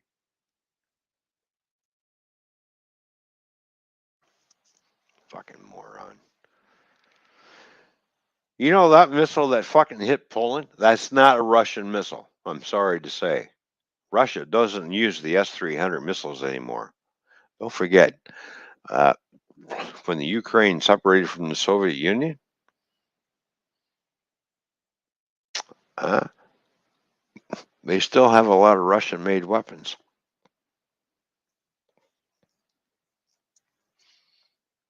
And they know, and the UN and Polish government knows that missile came from fucking Ukraine. It didn't come from the fucking Russians. We all know that. But yet, there are governments around the world that say, we still hold Russia responsible for that accidental missile strike that the Ukrainians did.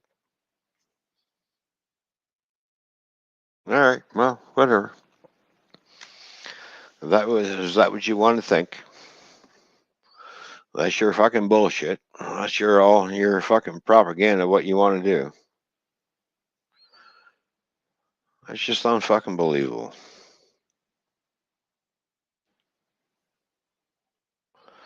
We've come so far in our technology,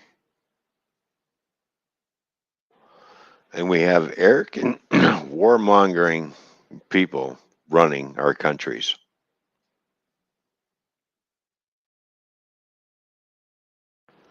It's a fucking crying shame.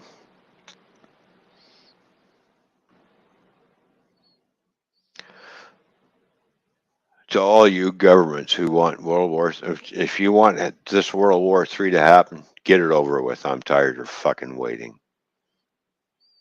Just get it fucking done. You want to murder millions of people because of your stupidity? Have at her. I thought maybe the world's government would be better than this, but they're not. Just a bunch of money-hungry, warmongering sons of bitches. Can't make no money out of peace. We got to make money out of war, so we might as well keep killing each other.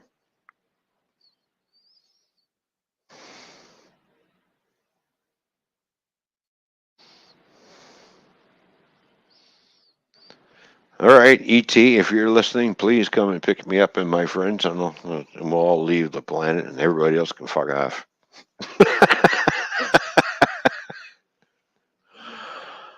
I'm just tired of all the bullshit.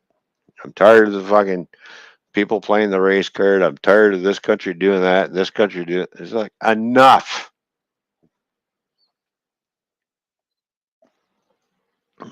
I don't give a fuck what color your skin is. You act like an asshole or act like a jerk, I'm going to treat you like one. I don't give a fuck. Take all your religion, everything, set it aside. We're all fucking human. Plain and simple. But we got to stop killing each other.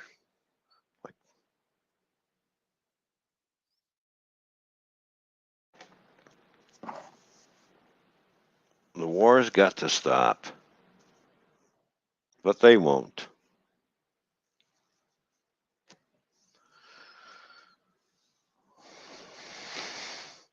Oh, Fishy will be back shortly, Christina. She's gone off to do some things. She's stretching her legs and stuff.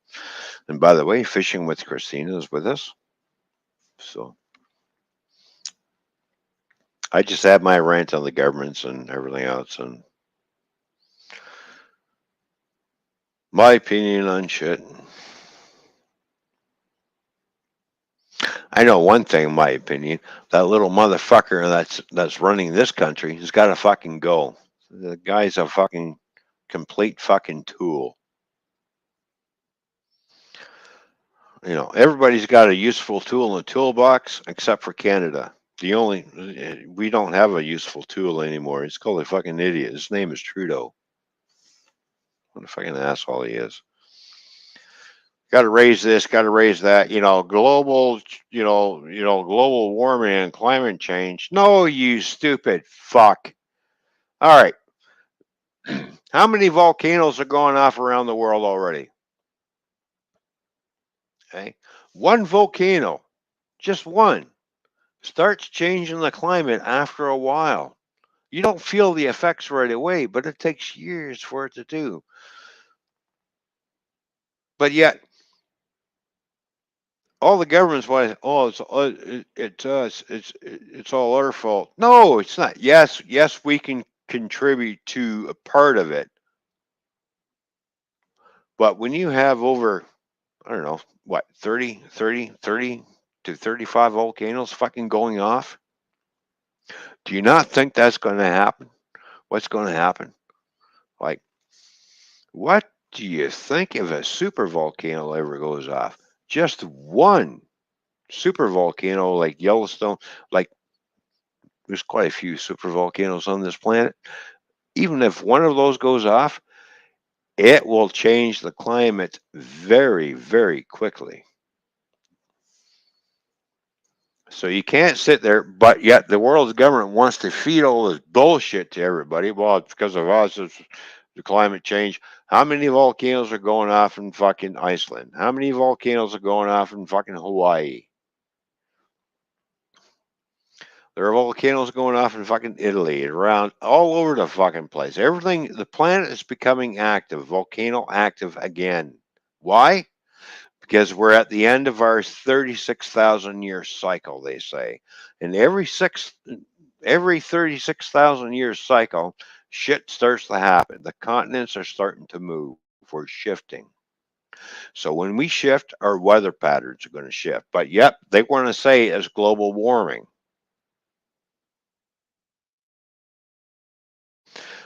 The planet climate has been changing for over time and time again for thousands of years, even before we were here. So don't feed me this fucking bullshit of climate change because of what we're doing. Volcanoes play a big part of climate change on this planet.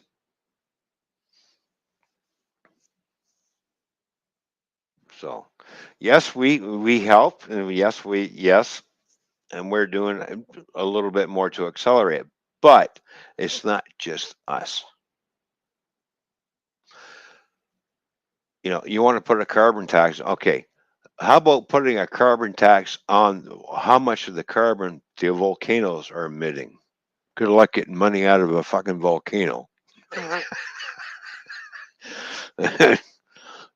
Like, fuck's sakes. There are fucking people who don't drive cars, who ride bicycles, but yet they're paying the carbon tax.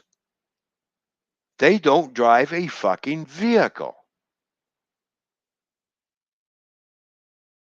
The only thing they drive is a human powered bicycle. So don't sit there and tell me governments around the world, because this is what they want you to fucking think. It's called fucking brainwashing. So, yeah, global warming, my ass.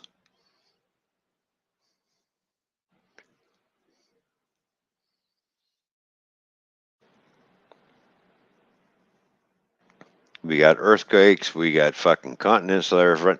The continent of Africa is starting to unzip itself. It is splitting in half. Oh, but that's because of global warming. No, it's a natural thing that's happening, you fucking jackass. There's a big fucking rift going down through Africa, and I've seen the fucking rift, and it's getting fucking wider. As soon as the water fills it, it's going to go like this. If you take a geographical look at the planet,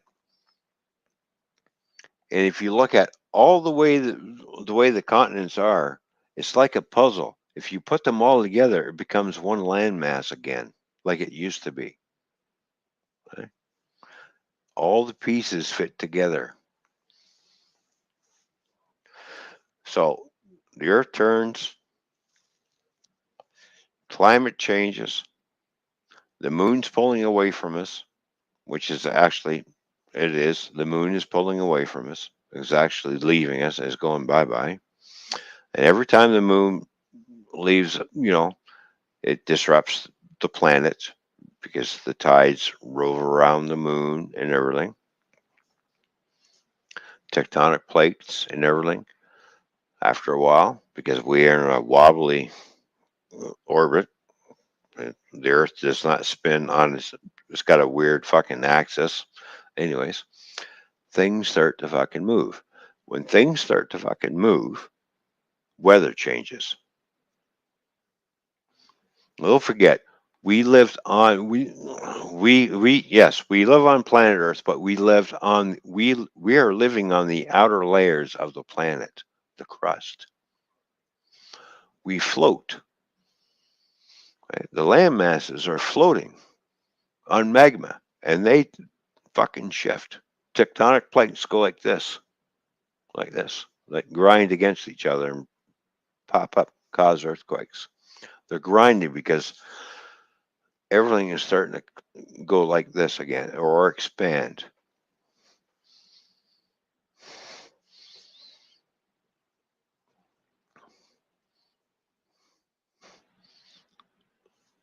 What do you, jeez.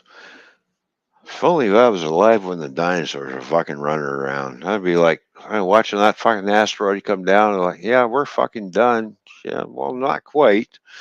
It only wiped out 80% of the population, by the way, whereas the other population survived. And of course, done. Here comes stupid man.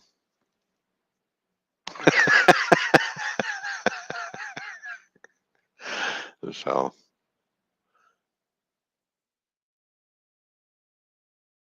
the Earth goes through a cycle. The Earth is what, 4.5 billion years old. So don't you think after 4.5 billion years old, things tend to change? Volcanoes provide life. They also take it. Volcanoes actually build land masses, which rise up out of the ocean. There are over 3,000 volcanoes on this planet. And what do you think those volcanoes are doing?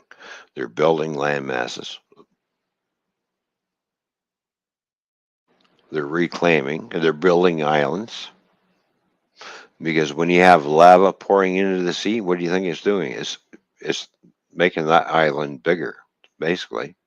It's going to take millions of years for it to dissipate and move the water around, but it's still building up.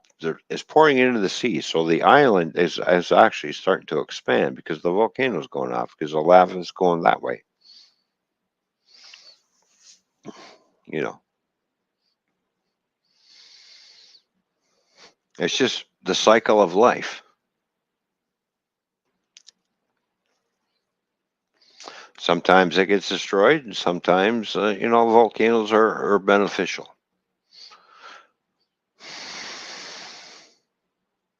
It's just the way it is.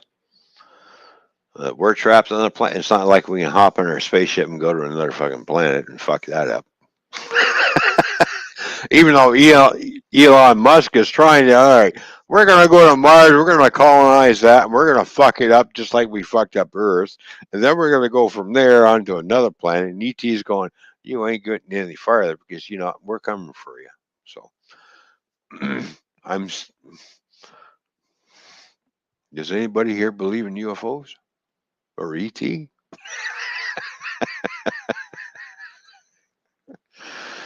I don't know. I saw something one night, and I just like, I, and I'm serious. I'm being fucking dead serious. And I wish I had my phone in my fucking hand because I seen something that come across the sky that was about 50 feet from the fucking ground, treetop level. It was like a ball of light. Did not make a fucking sound, and it was traveling at a pretty good speed. And when I was watching it, it was like something opened up in front of it and then it fucking disappeared. And I'm not shitting you.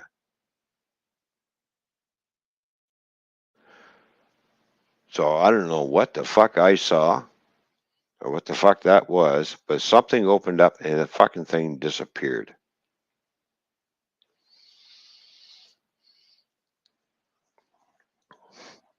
So who knows what the hell I saw? And I'm still thinking about it to this. And I seen that That was a month ago when I seen that fucking thing. And I'm still thinking about what the fuck was that coming back here? And I'm still trying to put it into my head. And I'm like, the hell did I see?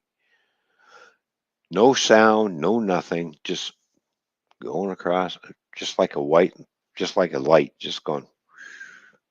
And something opened up and it just fucking disappeared and it was gone.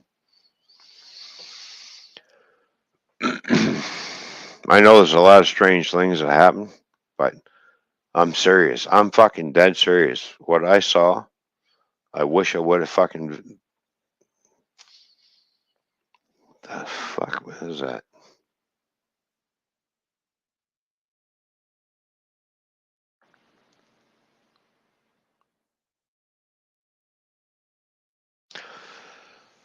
All right. Let's see. Anomaly, how you doing, Anomaly? Good to see you, man. All right. So the Friday night bar is open once more. Yes, it is. Thanks, Toyman. You're welcome. Yeah, I'm just rambling on about a lot of shit. Talking about things I shouldn't be talking about, like World War III, nuclear weapons, and what it's going to do to you. Anyways, I'm hoping it doesn't come down to that. Crossing fingers. Don't be that stupid by start soon. Yeah. Okay. I'm not going to get enough. It's just going to piss me off.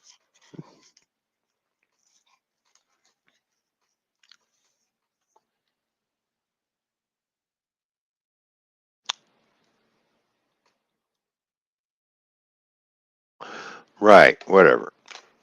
Jessica. I'm not your dad, for one.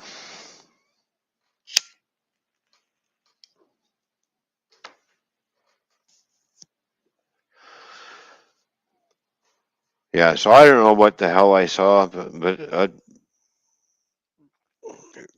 don't know. I can't say it's a UFO for sure, but I seen something that was not natural to this planet. That's all I'm going to say. And I did see it, and I watched it. I went,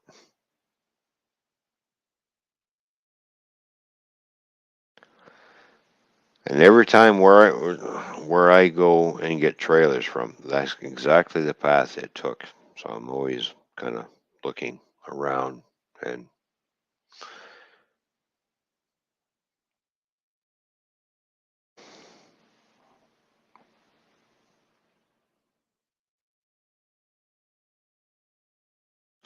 well, I like to know what I saw because it's still puzzling me. And I know a lot of people probably see things they can't explain or don't want to talk about. But hey, I seen something that I can't explain, and I was a witness to it.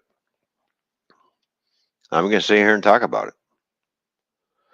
And some people are like, oh yeah, you were stoned again, were you? Or you were drunk. No, I was at work, straight as an arrow, and I seen something that looked like a round ball that was going across.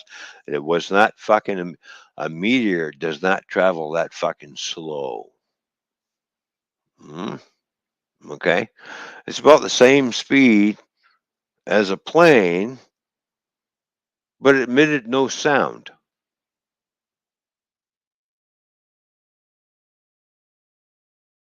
And the fucking thing was only up about 50 feet and not that far away from me. I just happened to look up and I'm watching this light going, what the fuck is this? I've seen lots of meteors in my lifetime going across the sky. Not at 50 fucking feet though.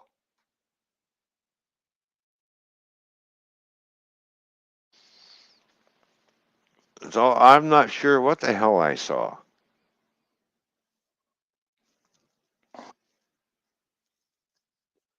But I know it's not from this. I already know it's not from this fucking planet. 'Cause we have nothing like that. That's that quiet. Everything that we make emits a noise. Drones make a noise. They sound like a herd of fucking bees.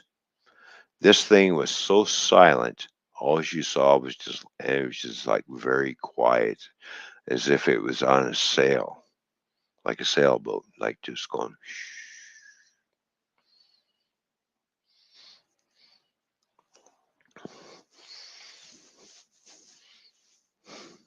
So I'm wondering what the hell did I see? Did I see something that I was not supposed to see? I'm around the military installation that builds fucking tanks. So,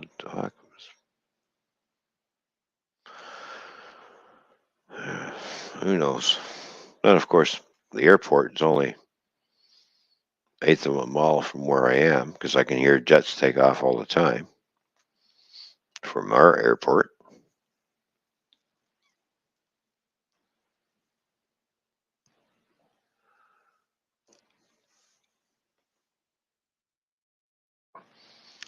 Dad's your son, Robert. Yeah, of course my son's Robert. No, I don't know. I don't know Robert. I don't know him at all. Hey, hello. Yes. Oh, really?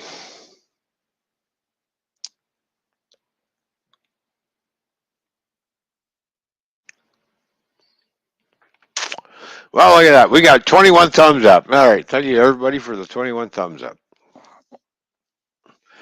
And I think my fishy is a little indisposed right now. Trying to find out what's going on. It doesn't help when she has a jackass in her mind, I should say, in her midst. A real control fucking freak. Basically, who says, I am Lord, you bow down and kiss my feet type of man. Who the fuck do you think you are?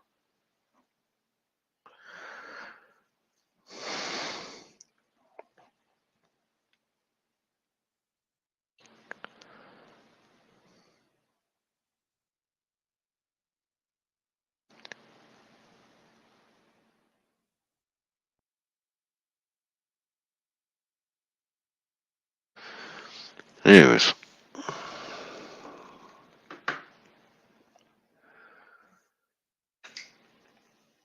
All right, nice trip. I'm glad you're still here, buddy. It's good to see you, man. Even nice trips from the Philippines and everything. It's always great to see people around the world. Like you said,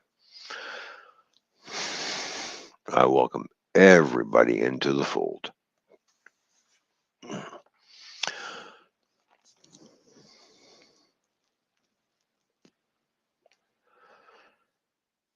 Now, of course, myself, I'm into the martial arts. Um, I'm a real big Bruce Lee fan. Bruce Lee paved the way for a lot of martial artists, especially from Asia, like Jackie Chan and everybody, Jet Li. You know, I admire these guys. These guys know what they're doing. Bruce Lee was my all-time favorite uh, guy for martial arts, next to Jackie Chan, and then we have Jet Li, of course. You know, so. I've got one of Bruce Lee books. I've got his book on Jeet Kune Do. So I've been studying that. I've learned a few moves off of that. So um, the guy that was teaching me martial arts, he was from China. He went back to open up a school. Uh, I met him in a restaurant because he was a cook. I was a dishwasher. We got chatting about movies and stuff, and I went to a lot of movies with him in Toronto, into Chinatown, and it was great. So he taught me a few moves and stuff. So yeah, yeah. Kudos to the kung fu or gung fu community, the Chinese boxing.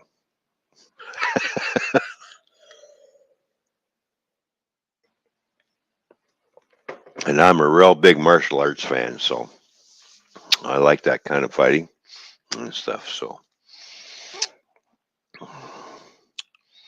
but Bruce Lee is it basically he's my idol. Basically, how he does works with weapons and everything is just phenomenal, and he's good at what he does. It's unfortunately that he perished at the age of 35. A lot of con- conspiracy theories around that death type thing. And then when Brandon Lee came on the scene and did his first movie, I was like, wow, you got your dad's eyes right away. Boom. There's Bruce Lee's eyes right there in Brandon Lee. And Brandon Lee was a good martial artist as well. And so is the daughter. So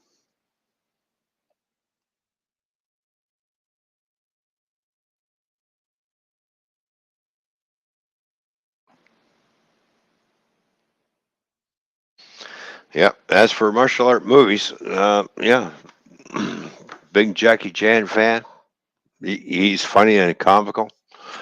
Um, Jet Li, he knows what he's doing, so he's pretty good too. So never underestimate your opponent, as they would all say.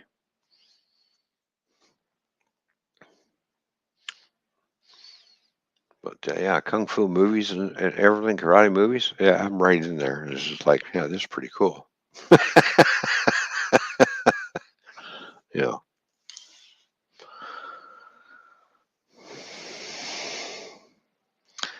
Yep, my best friend through high school. He was from his family was from China. My best friend for years. So taught me a lot of things, and then he moved west. Then I met this other guy. So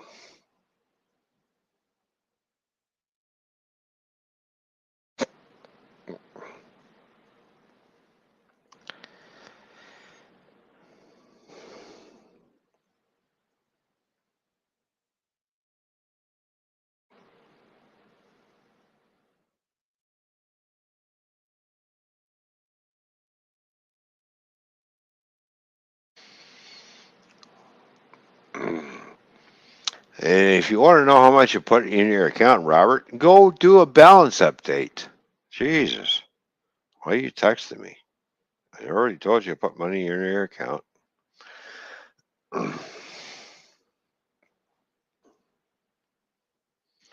All you got to do is go to the ATM, do balance update, and I'll show you how much is in there.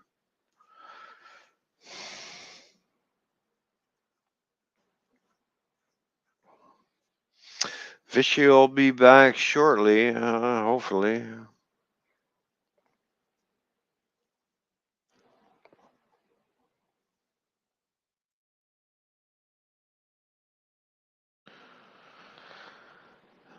All right. So, anyways, what else can we talk about? What the hell?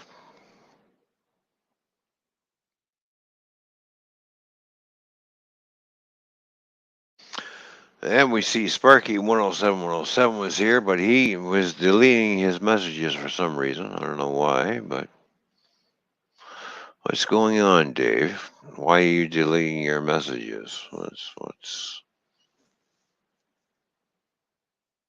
hmm. All right. So you know what? I need to, since my co-host is eventually coming back. I need to go to the bathroom. So if I'm not back by the time this is done playing, not my fault. And where did it go? That's 54 minutes. Merch. All right. So here's the Toyman and Fishy Show merch commercial. I'll be back. Uh, I better be back because it's a minute and 6 seconds long. If I can't do what I do in a minute and 6 seconds, there's a problem. All right. Be right back.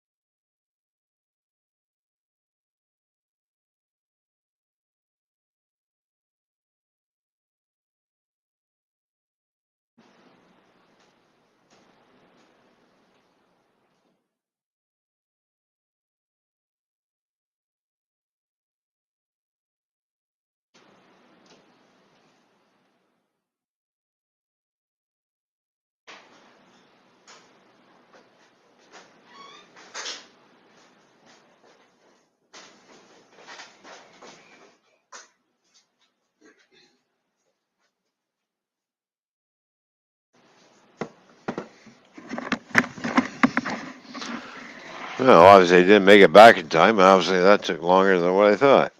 Oh, well. It happens, people. Sorry for the delay. Anyways.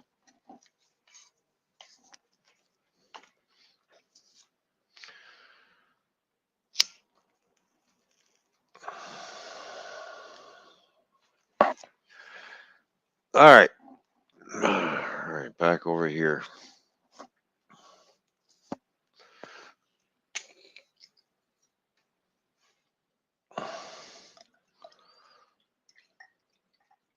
All right. Hey, Teddy Bear. What's going on, Stu? Hey, Stu. I'll tell you, do you want to come up and panel for a little bit? I'll send you a link over on Twitter. I'll send Stu a link. If he wants to come up, he's more welcome to. He knows that. He's a really good friend. I like Stu. Stu's a good shit. I like Stu. So we'll just send Stu a link. If he wants to come up, then he's more than welcome to. So.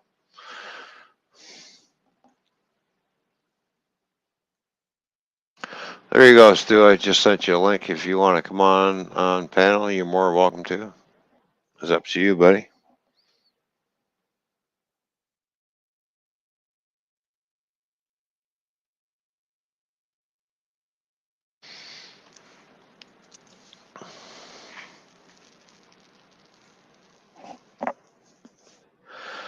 Yeah. So I'll be sending Stu a package. Got to buy a few more items for him. One item is I'm not going to say, but hopefully he'll display it along with the other things that he has on his layout.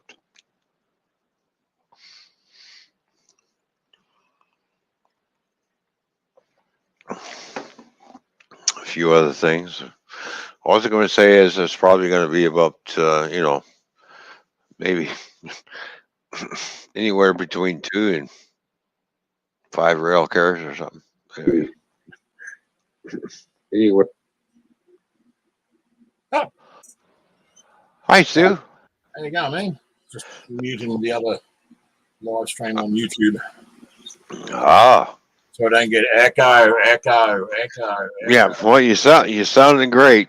So we got no echo. And by the way, I'm sending you a Canadian flag for you to pin to the rest of Oh, your really? flags. Hmm. Yes, I'm going to get that tomorrow, Oh, okay. Cool. and I'll be sending you 6 rail cars. By the way. 6. Oh, I don't know if I have enough track, mate.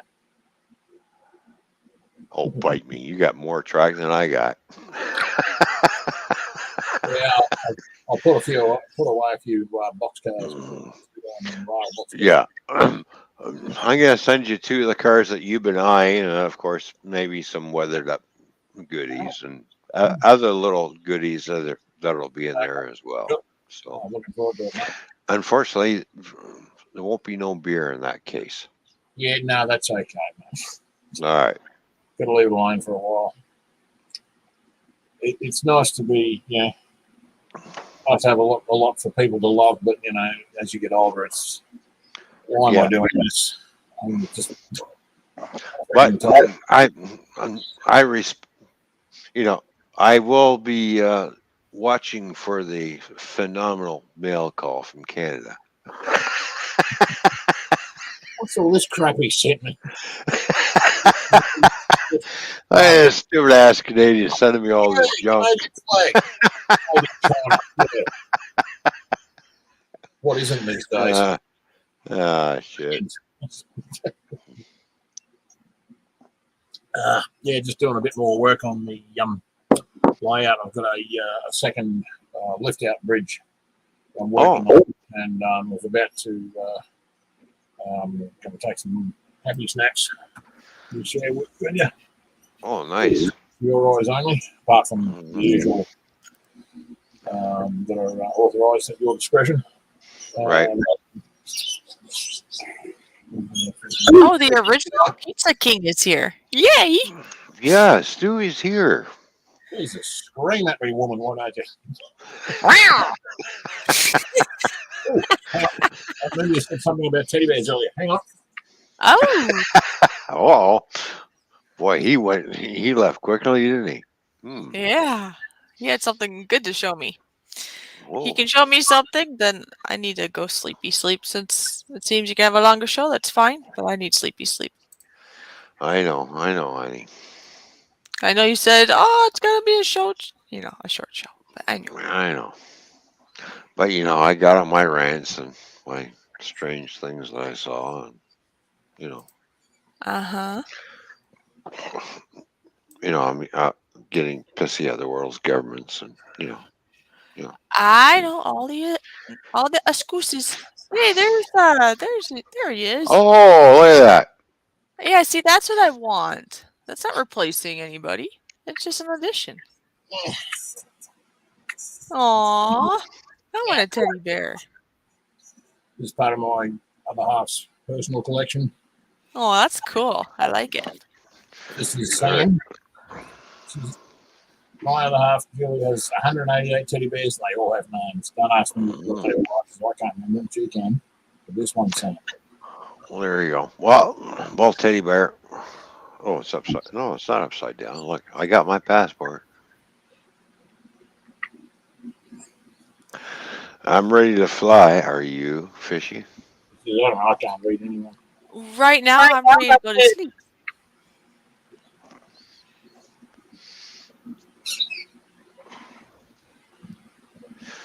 I know you got to go to sleep. I know you've had a long, busy day.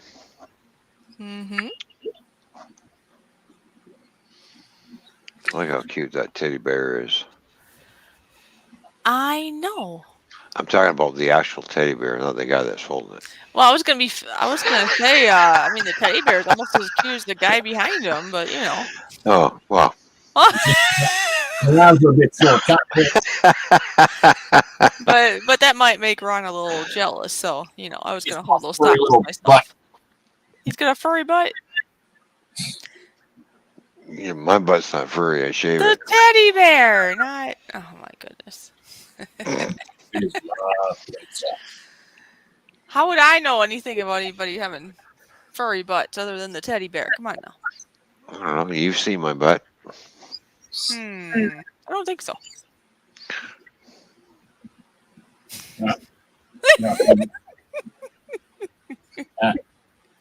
We don't want to know these things anyway.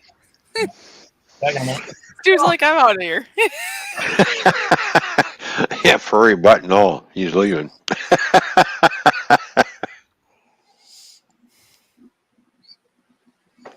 Love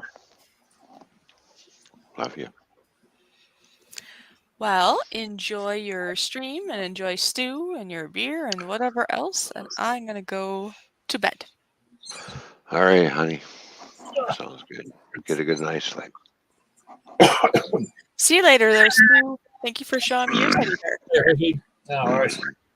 Yeah, Fishy's going to lay down. She's tired. She's had a busy day, so Yes. she's going to I'll lay be down. heading to bed soon. I kind of have to. She'll be watching. ready. She'll be watching in the chat to make sure I'm behaving myself. I already No, know that. Stu will keep you in line. I don't have time.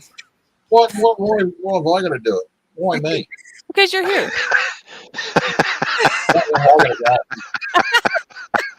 But Stu, that's before I go, it's really cool that you're taking a break from beer and stuff. I'm proud of you. I hope that goes well for you. Yeah. Gonna leave it alone. Yeah, I'm doing the same thing too because the cases of beer is getting too expensive, so I got to cut my cost in half. So I'm only going to be buying half every once in a while. But the money I'm not spending on beer, I can spend on more tracks. That's there you go. There you go. He's thinking, yeah. Or if someone wants to travel, they should probably be saving some of that money, right? Yeah, I'll be traveling shortly. That's what you worry. Shortly, if you have money, yeah. So start saving. Ching ching. Oh, yeah. Fuzzy butt or not, you gotta save your ching ching. Anyways, I'll see you all later. First thing I do when I see you, I'm gonna turn you over my knee. Oh, I'm sure. Good luck on that. I'm far away right now. Haha. Except for long. We'll see about that. Yeah, now he's got the passport. Oh, here we go. Well, you told me it'll be a little while because you need the other part. You got the passport. That's awesome, but you need the other part. Moolah, moolah, moolah. Yeah, I know. That's why I bought a lottery ticket. Okay, that's really gonna help. Okay, spend more money. Okay. No. More money. I know. Stu, you need to educate them how to save money. There we go. Saving money 101. You guys can talk about that. I'm gonna go to bed. Stop buying trains. All right, baby. Bye. Good night. Oh, dear. Lorikeets are all down. How's work going? Good? Are you guys busy or? Yeah, I'm not as busy as we usually are this time of year. Usually we're doing 2.5 hours overtime. This time of year now, at the moment, there's no overtime at all because of all the garbage that's going on around the world, inflation, and all that sort of stuff. People have barely got enough money to do what they want. You guys are heading into your summer months now, aren't you? Yeah, although the last couple of days you'd think we were getting back into winter again. It's like really? C in the morning. Oh. Yeah, today it's a little bit warmer. It's like 26 degrees. Oh. And the wind's been up most of the day. Oh, yeah. Kind of breezy. So, Yeah, it's kind of funny watching the birds coming into land. You know, they pick the landing point, and then the wind gusts and it blows them about 20 feet that way. Right. So they sort of think real quick about landing somewhere else. But yeah, the breeze is nice. Yeah. Well, where I'm working it's been busy. Well, of course, it's been busy the last 2 weeks. It's like holy smokes! I'm moving like 23 trailers at night. Mm. You know, where normally I'm only moving anywhere between 8 and 10. This is 23, so it's like. Yeah, that's over double. Mm-hmm. Mm. So, and they're supposed to be getting busier. So starting on Monday night, or I should say Sunday night, this Sunday night coming up, there'll be two of us on shunting trailers on night. So my shunting duties will be cut in half because of the other driver that'll be there. So Yeah. So hopefully they'll put someone on with you that's good at what they're doing. so apparently, I guess there's a lot of paper going out. Of course, there's a lot of paper going out this week. A lot of drywall starting to go out. I guess building permits got approved, so all of a sudden there's a building boom going on. Yeah. Obviously. So, Yeah. but it has not been officially announced. But because where I work, when there's a lot of drywall and the warehouses are starting to empty, and we're getting a lot of drywall, train cars and everything in, right? Everything is just like all of a sudden there's a boom. They're like bang. They're like for the last 2.5 months, the drywall end of the deal was really quiet. Now it's all of a sudden it's picked up again. Okay. So yeah, it's a bit hard to pick what's going on. Prices are through the roof for every bloody thing. So, the funny thing is, Stu, when the drywall comes in, it comes in on center beam cars. okay. Now it's wrapped up like each bundle is wrapped up in plastic. Yeah. But the drywall is coming in on center beam cars, which is open to The weather. the weather, right? I would have thought that'd be like coming in the big Gunnison boxcar, the big double doors, so they can put shorter stuff in the ends and then put the longer stuff. Yeah. So the paper arrives in 60-foot box cars. The steel that's coming in is coming in on gondola cars, not steel cars, but gondola cars. Yeah. Every once in a while, they come in on bulkhead cars. Oh yeah. For the steel. So, but a lot of the wood and majority of the drywall comes in on center beam cars. I had a thought something that we have here in Australia, or more like New South Wales, state of New South Wales, for carrying out of gauge sheet steel. Right. Which I don't think I'm pretty sure I've never seen on American or Canadian or Mexican railroads. Here we go. One of them. Oh, hang on. Out of gauge. The right name. That's better. Got more choices. No, that's another, isn't it? Okay.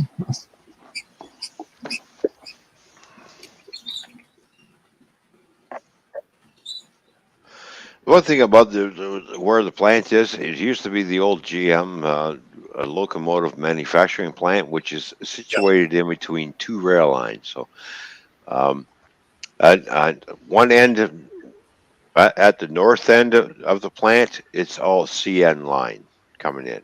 Oh, okay. This at the south end, it's Canadian Pacific. Yep. And both CN and Canadian Pacific, they bring in their cars. And of course, I get the enjoyment of watching the two Rail Kings run around and maneuvering all these cars once they're dropped off. And so there are two pickup tracks, which are called team tracks, right? So their job is to get all the empty cars, get them put together, put them on the team track for everybody else to pick up and stuff. Yeah. So, and watching these Rail Kings run around, they can pull quite a bit, actually. Okay. Mhm. All right, so what do we got here? Those three cars on the back, they're Yeah. what they call a tilt sheet steel. What's the actual tilt sheet steel wagons? Basically, they load them flat and then they can tilt them on an angle because if they run them out flat, they'll be too wide for like going through station platforms, other rail buildings. Right. Yeah. So what they do is they tilt them, and so that width closes in a little bit. So they use that for what they call out of gauge sheet steel. And then when they get to the yard, the destination, they bring them flat again and unload them like a flat car. Right. There's Building with the building with the boys. Good morning to you. It's evening here where I am. I don't know, afternoon where Stu is, I guess. Yeah, it's about 4:30 in the afternoon. So there's another couple there. Coil steel, flat wagon with the stakes around it for the smaller sheet steel. So. Well, that's pretty cool how they tilt the steel like that on the cars. Yeah, it's only like if they lay it flat, it's probably only out of gauge by probably a couple of inches or so, maybe 3 inches. But, it's 3 inches out of gauge, and if you're going to do that, you need like special permits, out of gauge trains, the whole just more mess around. But by doing this, you tilt it, it becomes a little bit narrower and becomes in gauge, right? And therefore you can run it with all the other trains. So. Yeah, it's something I've never seen on the North American continent, Mexico, and Canada. So just, I've never seen that. This is the first time I've ever seen something like this. Oh, it didn't show the other one. Sorry. I'll stop that one, and I'll present. There we go. One browser.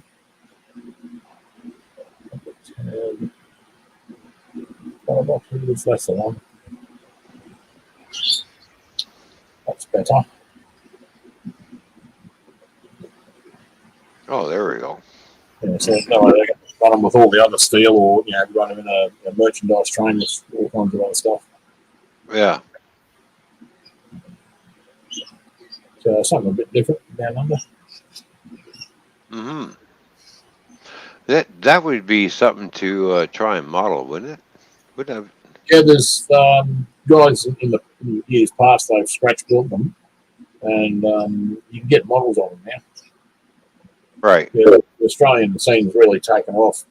There's a lot of stuff you can buy, like American and Canadian and Mexican stuff. You can buy it ready to run. It's not cheap, but you can get it. Of course, a lot of railroads around the world are all in a standard gauge with each other. Yeah. And then you have your narrow gauge railroads that are crossed all over the place. Yeah. Yeah. So, when you start talking about steel and that, it made me think of them. Mm-hmm. Yeah, I'm gonna build another layout. I'm just gonna build a switching layout, just something to fool around with. Just a small little thing. Nothing elaborate, nothing like what I usually have. Yeah. Just a small little switching back and forth type deal. I'll, I'll, I'll be building that probably after Christmas. Yep. And then I'll be streaming that on the RWC Toymans channel right from start to finish to. Yep. Um, I already got it in my mind that one section of the layout is going to be nothing but street running, where the train runs down the middle of the street in between towns.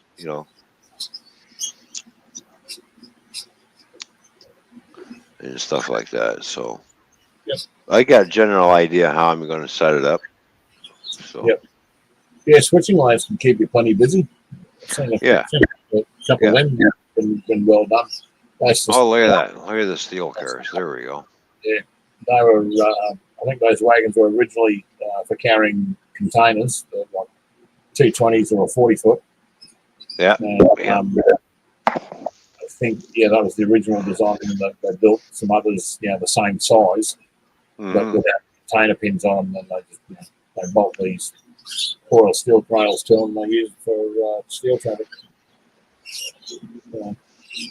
Yeah, the steel cars that we get in, they're either steel billets or they're I-beams are coming in. Oh, okay. And majority of the time, the I-beams are on flat cars or bulkhead cars. The steel billets, they're only like 30 feet long. They come in on gondolas and stuff. So Oh. It's a little bit more what we've got down here. the funny thing is, they have to be retrieved when they come in on a gondola. They have to be wrapped around. Overhead crane comes in, right? Right. They got to strap it at one end, strap at the other end, tie the two ends together to the lift, and pull it out of the thing, out of the car, and load it onto the trailer. Mm. So they're supposed to be getting some craning equipment because they are building supposed to be. Now, this is all conjecture. Also, all up in the air. There's plans in the works for an overhead crane outside, so they don't have to pull the cars inside the building anymore. Oh, okay. Where they can do everything outside. Yeah. Because the part of the building that they're using does not really belong to them. It belongs to another manufacturer. Okay, so it's big. Yeah. So the other manufacturers, you can't keep doing this. You're going to have to figure out where you're going to unload these cars. You can't keep bringing these rail cars in because we need that track to put basically the armored vehicles on. Oh, okay. If you get my meaning. So guess who's right next door to us? Who's building tanks? Yeah. Right. So. Yeah, the military. Military manufacturers, they can get a bit showy. Now they used to build diesel locomotives there at this plant. That's where I am. But because when they first moved in, they decided, well, we'll rip these tracks out and rip that tracks out and rip this out and rip that out. Then they come to find out, oh, we'll have to put those tracks back in because we need that. Why did you rip them out in the first place? All right, so you have a company that comes in, and this company is not cheap. They come in, they rip out the tracks, they lay the new tracks in. Everything gets inspected. The test car goes over to make sure nothing's going to come off the track or anything, or the rails are going to accidentally roll over. You spend all that money taking them out. Now you're going to spend all that money putting them back in. Because you figure you didn't, because all of a sudden now you're getting greedy and you're going like this. And basically, um, by the time that everything else all said and done, Stu, they're doing drywall, they're doing steel, they're doing um, um, wood and everything, right? They got no more room for trailers. So they basically pushed the trailers out where we were making 2 rows right out the front of the plant. They didn't like that. Well, we need to, move those trailers out of there. Well, you're Yeah, we, taking up all the space. Not only are we doing steel, drywall, and wood, now you want to be a shipping container warehouse as well. So now we have all these shipping containers where we yeah, used to put trailers are now taking up the spot for trailers. yeah, And the management is going like, well, we should only have 50 trailers here. No, you have 200 trailers on the property as of right now. Mm. I did a count for yeah. one of the nighttime supervisors. He says, I want you to tell me how many trailers. I counted. We had 200 trailers. Oh, yeah. That's a lot of trailers and that's a lot of space. Now here's the thing here's the thing, and I said to the night supervisor, I said, we got all these van trailers coming in with product. He says, yeah. Yeah. All right. So why you're not rescheduling, unloading that van trailer and then reloading it with something where it's going somewhere different? Hmm. Well, we need a separate trailer. You're going to wind up with more trailers than actually what you need. When you've got an incoming van trailer, schedule that trailer to be unloaded and reloaded. Yeah. It's already in the door. You will cut down the amount of trailers that we have here if you do that. And the guy looks at me and says, what do you know? You're a truck driver. He says, no, I'm a shunter. I know how things work because I'm in this industry, Yeah. you jackass. Yeah, I get very similar thing. I think because I'm overweight and I wear this. Oh yeah, what would he know? Yeah, exactly. So I said to him, it does not make a whole lot of sense for me to pull this empty trailer out. He's going, yeah, and put another empty trailer in that you're reloading with the trailer with the product that came in from a different company. Why not just send it direct? Why not just reload the same trailer? Hmm. You cut down on your trailers, and Yeah. it's called, As many.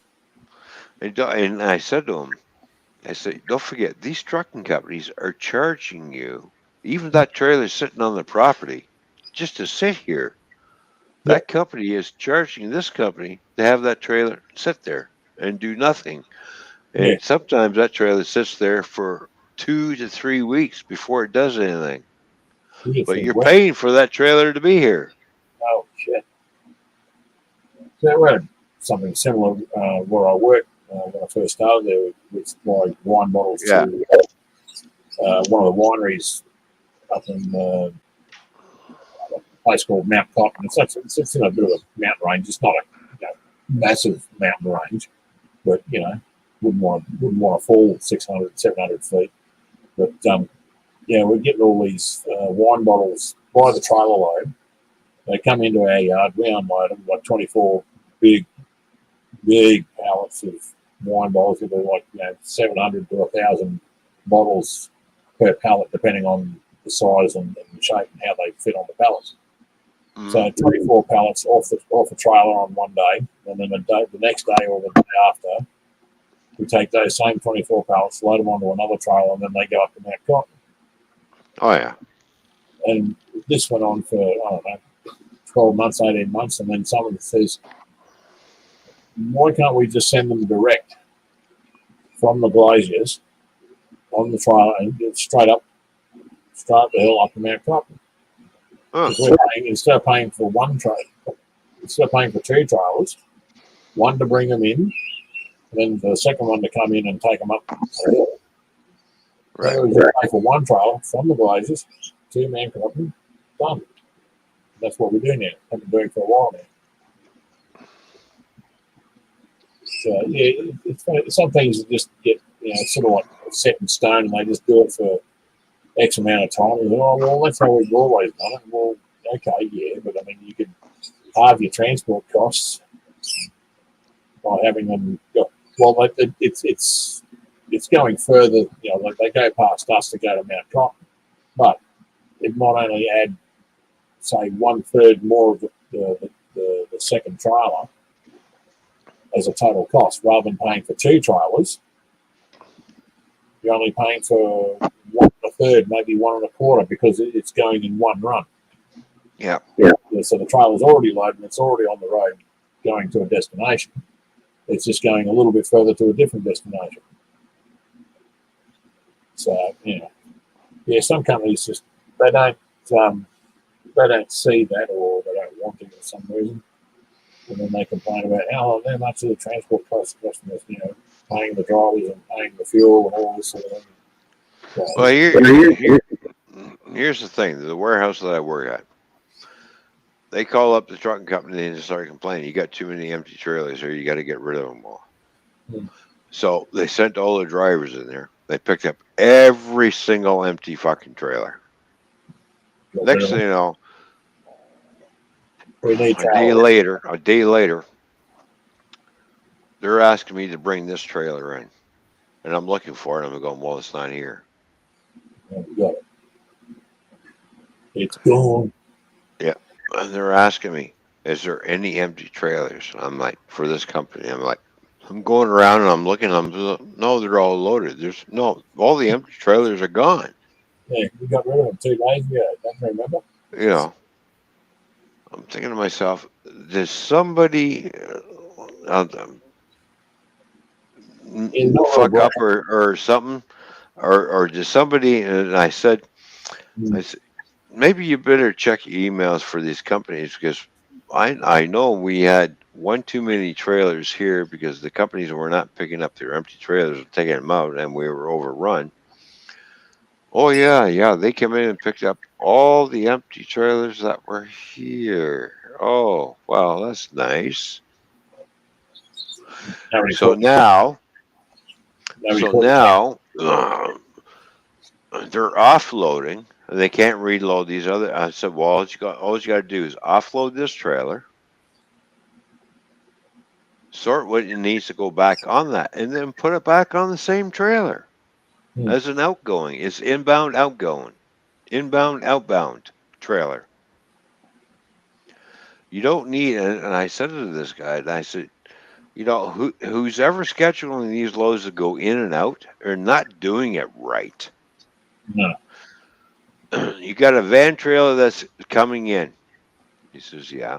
It's got all different types of products on it. He says, yeah. It's got to be sorted. Then it's got to be put on a different trailer, right? He says, yeah. Why aren't you not using the same trailer for its final destination? Yeah, if you can use it, that's fine. Exactly.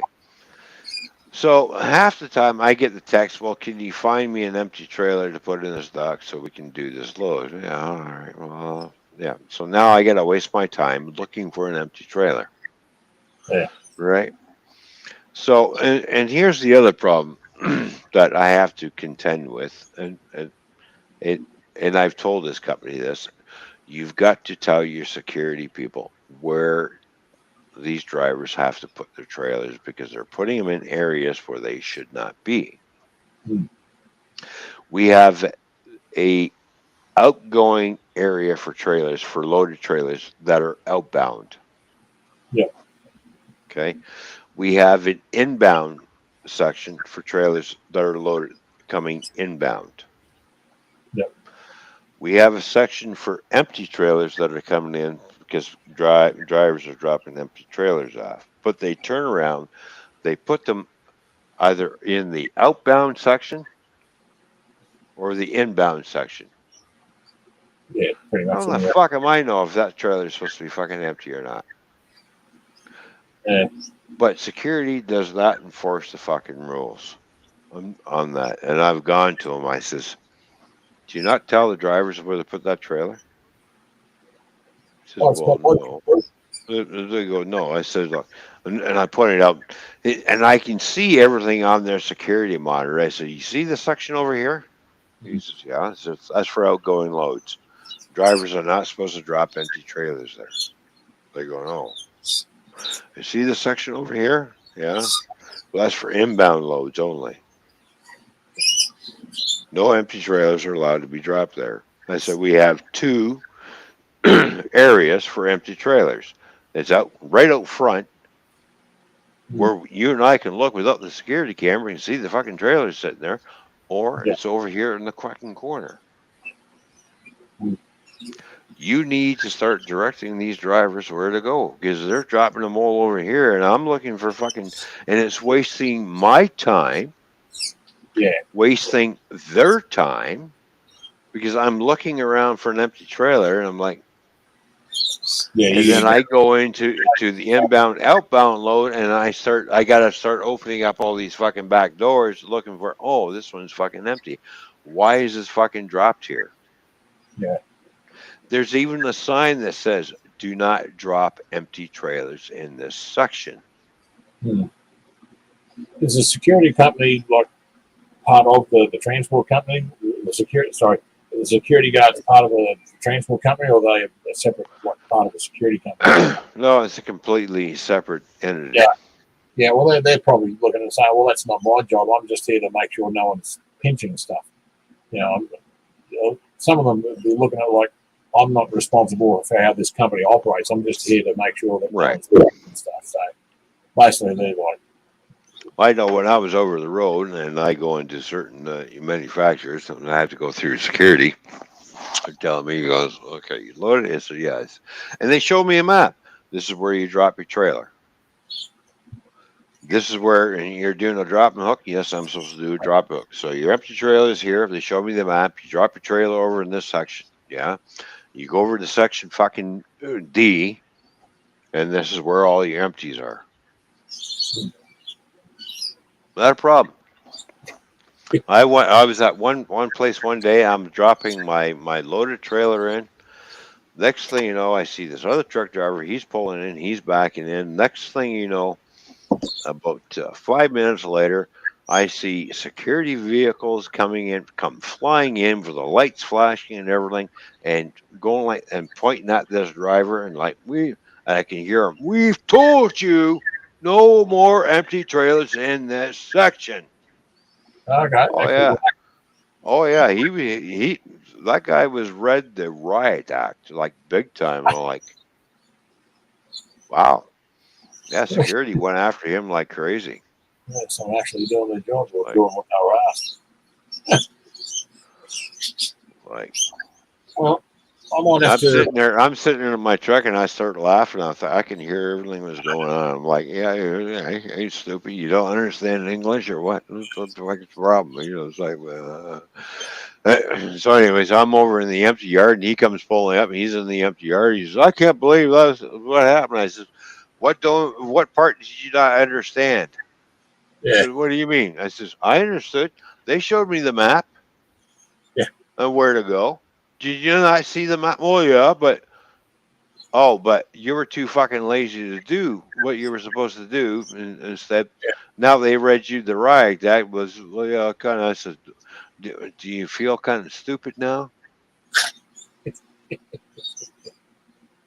guy's looking at me. He's going, well, everybody else can get it right. Why can't you? how many times have you got it wrong when you've been here? I says, I listened to what security was telling me. For one. And I was watching you back in over there. And you were too busy on your fucking phone. Yeah, I've noticed that a fair bit of traffic too. Right? A lot of people. So, Well, they've been doing it for years and just yakking on their phone while they're driving. Yeah. Yeah. Well, I might have to shoot through, keep working, and I'll take some progress pics and I'll post them up on Twitter for you. All right. Sounds good. See what I've been doing. Yeah, Yeah, but, I like to see what you've been doing. I won't share it with nobody. This would be Yeah. between Okay. you and me. yeah. Well, he showed Fishy, and then I think I said while ago he showed Jake too. Yeah. He's been sworn to secret. Otherwise, I come over there and have words with him. All right. Well, I think I'm going to head off to bed myself. So, Stu, That's it's right. great having you up. It's good seeing you, man. And that package will be sent off to you very shortly. I'm not sure when you're going to get it because it's going to be coming over on ship, and hopefully the Chinese Navy does not torpedo it. Well, it's got to get out of the hands of Canadian Post for a start. There we go. Yeah. Once it leaves my hands and gets on the ship, it's out of my hands. Well, now you've got your passport. Maybe drive into the States and post it there. There you go. USPS, and you can go with the US Navy. It's probably got half a chance then. I'm not sure about the U.S. Navy, but I know the Canadian Navy will get there because Canadian Navy and Australian Navies are basically the same fucking Navy. Yeah, all built by the people. Yeah, we're all part of the British Empire. Yeah. Yeah. Commonwealth. Yeah. All right, buddy. That's another story. Say hi to the missus for me, and it was good seeing you. We'll catch you later. Thanks for coming up, buddy. No worries, bud. Talk to you again soon. All right, everybody. Good night. That's it for the Toymans Bar and Grill. Have a good night. We'll catch you all later. Thanks for tuning in. Yeah, if I can just find the out button. Just pull the plug out of the wall. Oh, you mean this plug?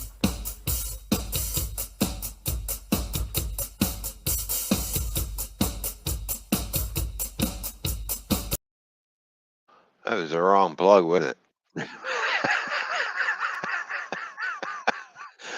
That was the wrong fucking plug. Oh, what's this? Oh, look. Yeah, pizza. No, don't want to do that one. All right. You know what? Where the hell did it go?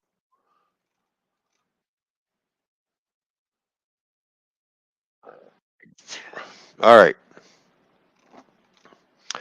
Videos here. All right. You know what? Piss on it. We'll play. Yeah, we're gonna play this one. Yeah. See you.